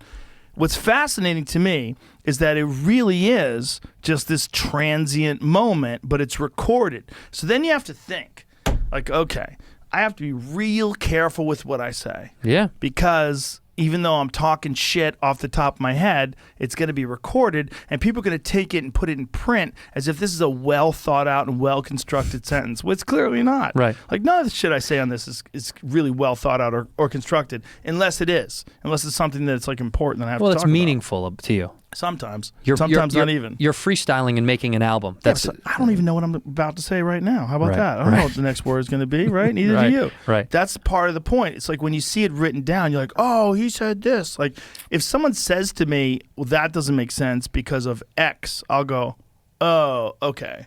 Like I'm not married to my ideas. If I don't agree with you, I'll debate them, I'll argue them, but I'm not. If you show me that something I said is either incorrect or misinformed, I'm the first person. That's not mine. This is just an idea. Right. Like it's not me. It might be mine in the sense that I adopted it and expressed it, but if so, I don't take it personal. Like I'm not like personally involved in that idea. If I'm wrong, I'll tell you I'm wrong. Like I think that one of the problems with podcasting is not everybody does it this way too. Some people they sit down and they plan their podcast out and they have these musical interludes and they're like background music and it's scripted. right. This is very different than that. Off the cuff. This is shit talking. Right. It's odd that this is what resonates. That's what's odd. Because this is what happens when people are at home. When they're talking shit. This is and what if people they do. really know that you actually do just have a fucking voice. You don't have a on-air voice or an off. You say stupid shit and then you say, whoops. Yeah. Like that's what we do. But there's a thing to that. There's like a thing to that where like you can't necessarily recreate it. And some people get angry. They get angry that they can't do it. That they get Right. angry that their job doesn't allow that kind of thinking Freedom. and talking. Right. Yeah. Freedom is the you thing. You can't talk shit. No, if your job doesn't allow any semblance of freedom, it's easy to get angry at freedom. Yes. Ironically enough, we're a country that's built on the idea that we should all be free, yet we're scared of how free you can be. That's a weird we thing. also don't like when other people are free and we're not. That's very frustrating. Right. Because everybody really should be free to talk shit, but you can't. And talking shit for men, here's the thing. Like, I think the last time they did an analysis of my audience, it was 84% men. I just did it today. It was 96.4. It's pretty nuts. It's all right? men. Yeah. Men like talking shit. Yeah, we like talking shit, and we don't always mean what we say. But women like talking shit too. They do, but they talk shit in a mean way. Yeah, they're mean. They're like reputation destroyers. Fucking mean. They're mean. They'll talk some shit about you and say some shit that cuts to your core. Yeah, Guys are like, look at this dumb fucking shirt. Yeah, we just like talking basic caveman shit. Women fake orgasms and then tell their friends. Yeah, I faked it. That guy sucked. I faked it. They fake it. Oh yeah, your dick's so big, baby. You know what? Let's take it back, Joe. Guys are gonna start faking orgasms. We're faking it on you, girls. We're faking it. Why would we do that? That's an antithesis of everything. We that need the means to be a power, man. Joe. We need the that's power. That's not how you get the bad. We need to fake it and get the power. That's not how you get the power. It doesn't How work do you that get way. the power? I don't know. Yeah, we don't fucking know. I think you get the power by not thinking about how you get the power. And then it just happens? Yeah, because I think if you think about, you got to think about what you're doing and just do what you're doing. I think if you think about how I get the power, then it's like a slippery fish that you can't quite grab. You come real close. Right. You never quite get it. It's never going to happen. Even if you do get it, they'll take it away from you. It'll slip somebody away. else wants to eat that fish. Slip away, and someone with talons will grab your fish. Some Slip eagle, away. Some raptor motherfucker. Slip away. That's one of my favorite Clarence Carter songs. By the way, shout out to Clarence Carter and Warren Zevon that we talked about earlier. Fuck, that album is so good. Ugh. Yeah. You know what my favorite Warren Zevon song is? What? Not Werewolves. Rollin' the Headless. Oh, that's a good song, man. What the full title is the Thompson Gunner, right? Rollin' the Headless Thompson Gunner. Is that what it is? Tell me I'm wrong. Yeah. Rollin' the Headless Thompson Gunner. The song. By the way, the story that he writes in that, and Let me also see that out. See if you pull up that album. See, there was a bunch of great songs on that album. Oh, that dude. I'm not gonna remember unless I see the track list. I can tell you right now. Hold on. Wait. I remember when he was on Letterman when he was dying Dude, of lung cancer. I was just gonna say, that you want to cry? It makes me cry when he says to Dave, "We've been friends for a long time," and he's like, "This might be the last time you see me doing this show, so I just want to play a couple," and you can feel their friendship superseded the show. Dude, the show didn't even exist. It was almost like the cameras were gone, the audience was gone. He was playing for Dave because they had been longtime friends. There was something so fucking deep about that. That if anybody wants to fucking have an emotional afternoon, go watch him on Letterman with his So final deep. appearance. How crazy was that? By the way, that album. By the way, the name of the album Pull up that. is what? You wanted to guess. I was going to Well, let you guess. it's called. Hold on. It's because it's something reminiscent of knowing it's his last time on Earth. Like it's the name of the album is almost like "This Is My Goodbye." It's like That's the last one. It's the name of a track also. yeah, it Third is the name of track. the. It's the name of the song. It's fuck off, dude. Booze and Warren weed. Zevon Fuck. fans right now. They're like, Excitable "God Boy?" damn it." Excitable boy. Oh, that was a great one. And he talks to fucking. By the way, Vera Cruz is one of my favorite songs, by far one of the best ones on the album. He talks to He was album just an excitable boy. boy. He talks to Letterman about saying that it was like return to his childhood because he was done. He's done developing as a man. Oh man, that interview Excitable boy. fucking gets me every time, man. Yeah, because he died shortly after, right? It was You like know him, it was real. just him saying goodbye. Yeah, this is great, dude. Yeah. He talks about cancer on a comedy show, and he still gets laughs, dude. He talks about having terminal cancer. Do you watch Letterman's Netflix show? I tried. No, I'm not gonna lie to you. I tried, and then my wife and I made it through like 5 minutes apiece, and What's wrong with it? It's why I didn't want to watch Michael Jordan play for the Wizards. Do you know what I mean? I was like, I kind of want to see you come back, dude. Why are you coming back? I loved you. Letterman was my Carson. I used to sneak out of my crib as a kid and watch Carson. My mom would catch me eating food watching Carson. I used to love sneaking out of my room and turning on the TV, the old knob TV. I remember sitting in our apartment staring at the television watching Carson. I was obsessed with this rhythm that happened. And then Letterman to me was like Carson that I loved when I was a kid. Something about it clicked for me, humor-wise and rhythm-wise. When he came back and did the Netflix show, it felt like, for lack of a better way to explain, it felt like a guy taking a big check from a thing to do the thing that he was already done doing. That's all. It was like, oh, you already did this. You don't need to do this anymore. Did it feel weird because it was on Netflix? Is it like Yes, the stage was too big. Why am I in a theater? It should have been in a cool black box room, right? It should have been in a black box room with just him and the person? Yeah. Maybe a small audience. However, but just the audience is weird. Just make it intimate because I wanted to feel that you guys were for each other, not for. Look, you and I know that people are hundreds, thousands, millions of people can see this thing. But when it's physical and you can feel that people are watching it, like he feels live, the guests know they're live with an audience. You react different to a live audience. Yeah, we for do. sure. We do different shit. So I just wish it was more contained and more beautiful and small. It's why Jerry got it right with Comedians in Cars, truly, because he was like, me and you will go out, have a coffee, and sit in a car and fuck around. I liked that. It made sense. Well, it's also Jerry has a real, legitimate love of cars. Comedy and cars are the only two things he cares about. Yeah. So when you see him driving those cars and talking about the amount of cylinders and the horsepower, passion. it's like Jay Leno. Same thing. Jay Leno does his best work on Jay Leno's garage. His garage is fucking great. It's not a garage. It's many garages. No, I mean the show, Jay Leno's garage. It's great. His garage, you should go because it's bonkers. Well, text him for me because I don't know. You walk I would around, love you're to like, go. what in the fuck is this place? It's so crazy. He has hundreds of cars. And he has cars that are like they like jet engines and steam engines and tractor wheels and shit. Like they're nuts. Like he loves them all. It's He used not to go like, to Bob's Big Boy on Ventura up by the studio and just I think for the car shows. Yeah, they had a thing. You know, they do this thing in Southern California. Well, they do it, I think, in a lot of places. Cars and coffee. Yeah. And the guys come down like they're old, Nova, and the guys look at Chevelles it. and shit. Yeah. And even new cars, like newer, weirder cars. People, Like Challengers and Chargers. Yeah.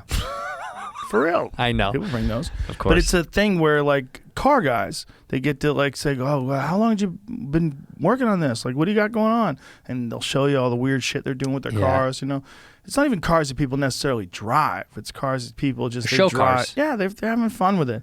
It's like it's like a lot of different things that people get into that only other people that are into that thing would appreciate. Correct. And then other people on the outside are like, why the fuck do you waste your... My neighbor hand builds...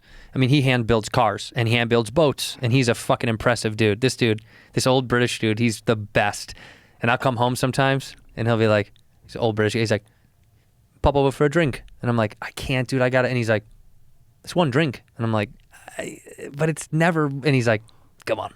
And we'll go, dude, we'll go in the backyard. We'll be fucking tanked. It'll be 9 o'clock. I'll have been drinking for fucking 4 hours with him. But he'll talk to me about hand rebuilding cars, and he knows that I'm not smart enough to understand it.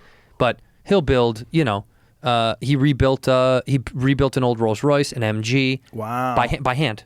Completely by hand. My uncle had an MG with a wooden frame. So sexy. MGs are such cool old school cars. It was the weirdest old car. Like Yeah. the door felt like it was made out of nothing. Like Right. chunks. It's like paper. It was a convertible, a little like roadster. It's this old MG. Because MGs used to still have, for the long time, they had still kit cars that you could buy and build completely from scratch. With a lot of cars companies, they don't. I don't you build a fucking Corvette. Yeah. They're like, we don't trust Can you imagine they give you a kit to build a Corvette? Here, you could buy it for this amount of money, or you could buy it for half that price. You put it together yourself. Oh. Every Joe Schmo is like, I I'll know how fucking to do turn it. a wrench. You don't think I know how to build a car, dude? Yeah. Imagine if they did that, but they had a legitimate like Chevrolet inspector would come to your house, just like make sure you did it before you drive. I have to come see. Yeah, before they give you the key. Right. They give you everything, but the key. The key. That's actually really smart. That's actually a great bit, and they film it. They're like, they show you.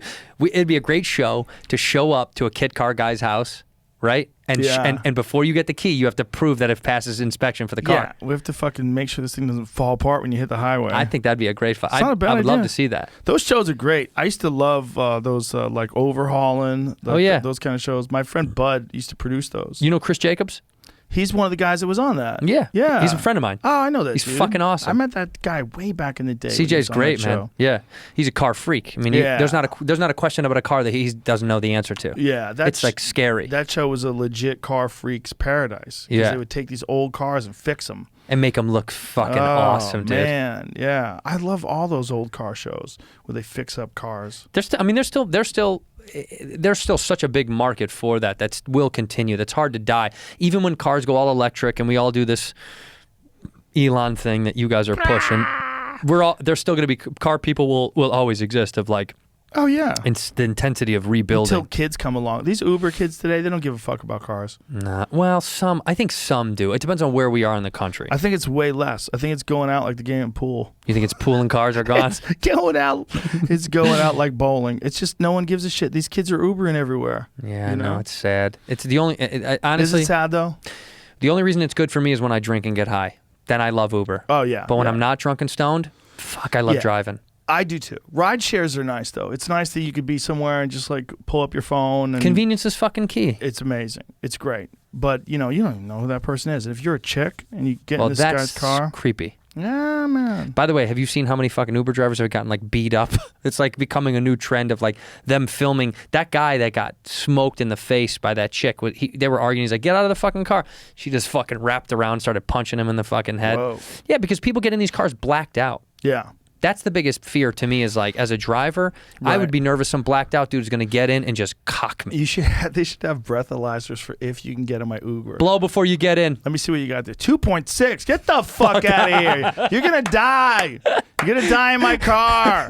Get the fuck It's out. 0.8, you piece of shit. But he's speaking eloquently. He's like, sir, I just need to go to my home. I just don't have a vehicle this I'm evening. on amphetamines, and they're keeping the alcohol from hitting us. He's like, sir, the cocaine is actually calming down the alcohol. I'm not that drunk right now. So Everyone's just leave me home. fine. Everyone's fine.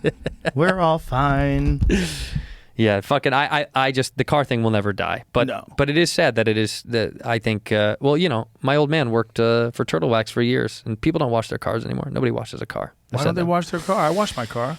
Yeah, you because you have the time and the convenience, and Occasionally you I have wash the my privilege. car. I usually Joe. pay people to do it. I'm going to That's be my honest. point, yeah. But I do have car wash materials in my garage. Most Americans go to car washes now. Nobody washes their car anymore. Oh, you go to the drive-through one? People go to yeah. I mean, I still wash my car, and I always get a comment from one of my neighbors. Sometimes. I do. I love. I like getting in there. I love it. But I get a comment from a neighbor always. Come outside and be like, hey, you gonna do mine next? I'm like, no. Fucking no. You're so funny, Tommy. Right. No, I'm not washing your Chevy Malibu, Mike. Just throw that yeah. through the fucking Yeah, got me. Yeah, why do you even wash that piece of shit?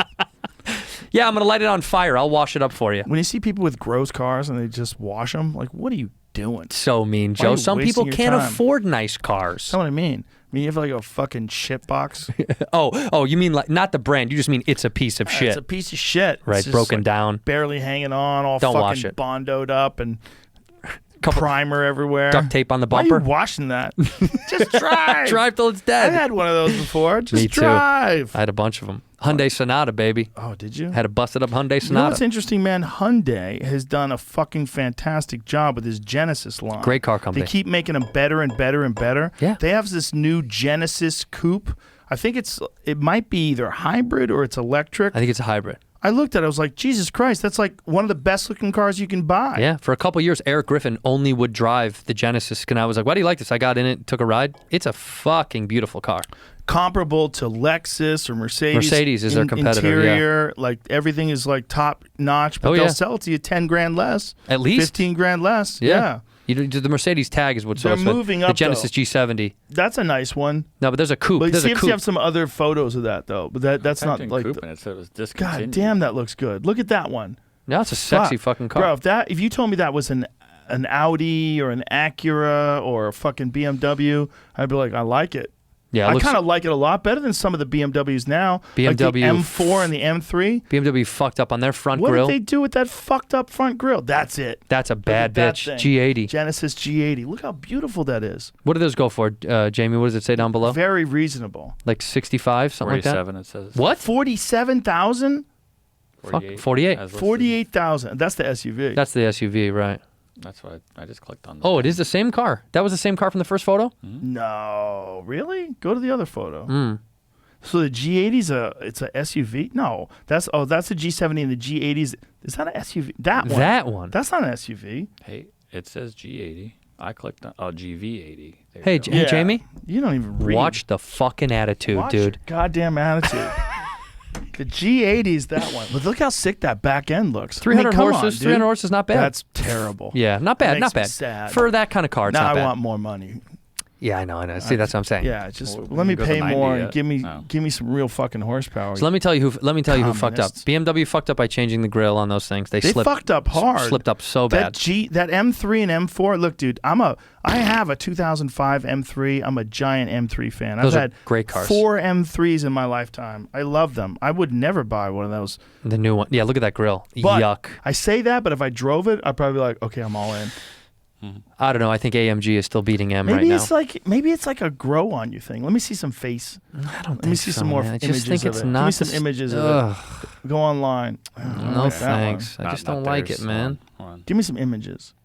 I can't believe they did that. Like, why would they do that? I'll tell you exactly why. Because of the foreign market. The Asian market loves that look. They like that big Super grill look? popular. Yeah, it's super popular there. It does way better there. They sell way more cars than they Maybe do it here. looks good in real life. No, I disagree. I've seen a few of them in LA and I do not like them. Go in the left pictures, Jamie, the third one down. Third one down. That is a very ugly car to me. You guys shit the bed. That's the M5? That's the 3. Oh. That's the 3, the 4-door 3. Oh, God. What's the M5 look like? They didn't fuck that up though. No, they right? did not yet because the body hasn't changed. Let me see the M5. They might not have announced. Give me the new one yet. 2021 M5. So I went to a BMW dealership looking for a new M5. They haven't. It's 2023 that they changed the M5. Okay, He said. So they that's- still have their old grill. Don't fuck it up, BMW. It's such a sexy. You That can't is fuck such a that up. sexy fucking car. Go to that silver one in the middle. Beautiful. That one up there, Jamie, on the top. Go to that one. Yeah. Absolutely beautiful. God damn, that Beautiful. looks- give me full screen on that. That's perfection. In It's a terms of like a delicious car. sedan, a 4-door sedan, that's a gorgeous vehicle. Bad bitch. That's so nice. Yeah, they better not fuck those grills up. Oh, also, you know what they didn't fuck up the grill for? The M8. The M8 is still the same. Look up the new M8. They kept their grill on the M8, which I thought was strange because the new M8 is a 2021, but that's still the same old grill. You know what it's like to me when Porsche had the 996 rather? Yeah, That's the like 996. 2001, 2, 3. Like 3, yeah. They had right that around there. those big stupid fried egg eyeballs. Bro, what were they doing? Fucked up. So ugly looking. Fucked up. They went from the best looking car ever, the 993, to the 996. Just looked But then like they went shit. back. Now they look good. Yes. Now they went Now backwards look again. Great again. Look how good that looks. I know someone that just got a brand new turbo, the 992, the 911 Turbo S. That's a ridiculous car. Such a sick car. That's 0 to 60 in 2.5 seconds. Look at how beautiful. Go up to the top picture. Look at how gorgeous that fucking M8 is. That looks great. Joe, will you buy me one of these? No. Come on, please, No, man. but I told you said a car and a house. You didn't say What you fucked up. You fucked up. Come on, bro, dude. please. Look at that. I want the drop top. I don't care that I sunburn easily. I want the drop top. Look at that thing. That's what Papa needs. That's beautiful. That's a beautiful car. I'm in the market. BMW. Give me an I like M8. 'em. You still got that Mercedes? No, I drive a Nissan Altima now. Why are you doing that? I got to switch it up. Really? No, What are you driving? I'm not telling anybody. Okay, good move. Smart. Talk Yeah. about it off air. Yeah, we will. Shall we wrap? Are you doing shows? Yeah, this come out tomorrow, right? Yeah. I'm in Dallas this weekend at Addison Improv. I think there's still some tickets left. Come out. There's all shows were sold out, and then we added a Sunday show. All shows added Sold a Sunday out, show. but we added a Sunday show, and then I go to, dude, I get to play the Wilbur Theater this year in October on my Ooh. birthday. Nice. Do you want to come? Come on, Joe's What gonna day come. is it? October 15th. My birthday's the 16th, but it's the day before. What day? Wait a minute. What day is that? In terms of day of Friday, the I week? think. I think it's a Friday or a Oh. Saturday. I don't even know. I might be doing the Boston Garden that weekend. Come on, Joe. What the fuck? Sorry. You trying to push me out of that? You trying to push me out of your Actually, city? The week before, maybe. I'm October 15th is a Friday. I'm He's at the gonna- Wilbur. Am I Show's doing? busy. Yeah, I'm really Sorry. busy, dude. Hey, Jamie, I'll do it. you want to come open? October 15th. I can't do that. Joe, come on, unfortunately. man. But on October 10th. No, October 8th, I'm at the Garden. So the Friday before you're there. So I'm doing this weekend. Boston. I'm in Dallas, and then I do Boston, Madison, Houston, Nashville. I'm everywhere. Whoa! Just go to andrewsantino.com and grab some tickets. I can't wait. And also, I'm going to say this because it means a lot to me. I got an offer. Look, I'm a little scared, but February 2022, I'm going to try to play the Chicago Theater. Holy shit. I'm going to try to do one show Yeah. if I can. Fuck yeah. It's home for me, so like I'm trying. They were like, "We think you can do it," and I'm like, think "It's you so can many do it. seats, man." But Chicago supports its own, first of No, all. that's and the best. It's a great comedy town. I know. When And you're fucking hilarious. we did You a can bunch do of it. shows there. We had a good time, and then we played what did we play? The United Center. It's insane. We played the fucking United Center. That was insane. I know, it's so crazy. Those are still so crazy. I show up and I'm like, really? We're doing this, huh? The first time I did one, it was many years ago. Hinchcliffe and Ian Edwards and I were pulling up to this arena in Dallas. I think it was like Not the American. Verizon Center or some shit. Oh. I don't even know what it was. American Airlines is where the Mavs play, I think. It was a big ass place, and Yeah. they were like, "This is a fucking crazy traffic jam we were in." And then Ian goes, "They're here for you, motherfucker." And I look out the window, and I go, "What?" And I'm Yeah. like, "This is for us. Oh my god, this is our traffic Yeah. jam." Wait, by the way, this is deja vu, Joe. We were in Chicago. Same scenario. Shit. Yeah. Me and you were leaving the hotel, and you're like, "Fuck, this is annoying." We were like an hour early, and then we were going to be like right on time. Yeah. And the driver was like, "I think it has something to do with you." Yeah, like, it's yeah, dude. weird to cause a traffic jam, but Yeah, those you did shows are so strange, man. They're so strange. It's like you enter into a different dimension Yeah. where it makes sense that you could be on stage in an arena just talking shit like you would in the OR It's fucking awesome. on a Tuesday night. I'm so happy to be back. Is my first weekend was last weekend. Now this weekend is gonna. I'm like fucking. Let's fucking go, dude. Let's fucking go, dude. I can't wait to do shows. Well, you got mad antibodies. You know, you I'm got antied up. antibodies from like your original antibodies from having COVID, and then you got antibodies Got from that the vax actual check. vaccination Got antibodies. them vax bodies, bro. You got it all. I'm ready to go, man. I'm excited. Come out and see me. Go to AndrewSantino.com. Come out and see the kid. He's fucking hilarious. See me, baby. All right. When you moving here? Buy me that house, talk buy me that later. car. We'll talk. We'll talk later. We'll talk. Goodbye. Bye. Goodbye.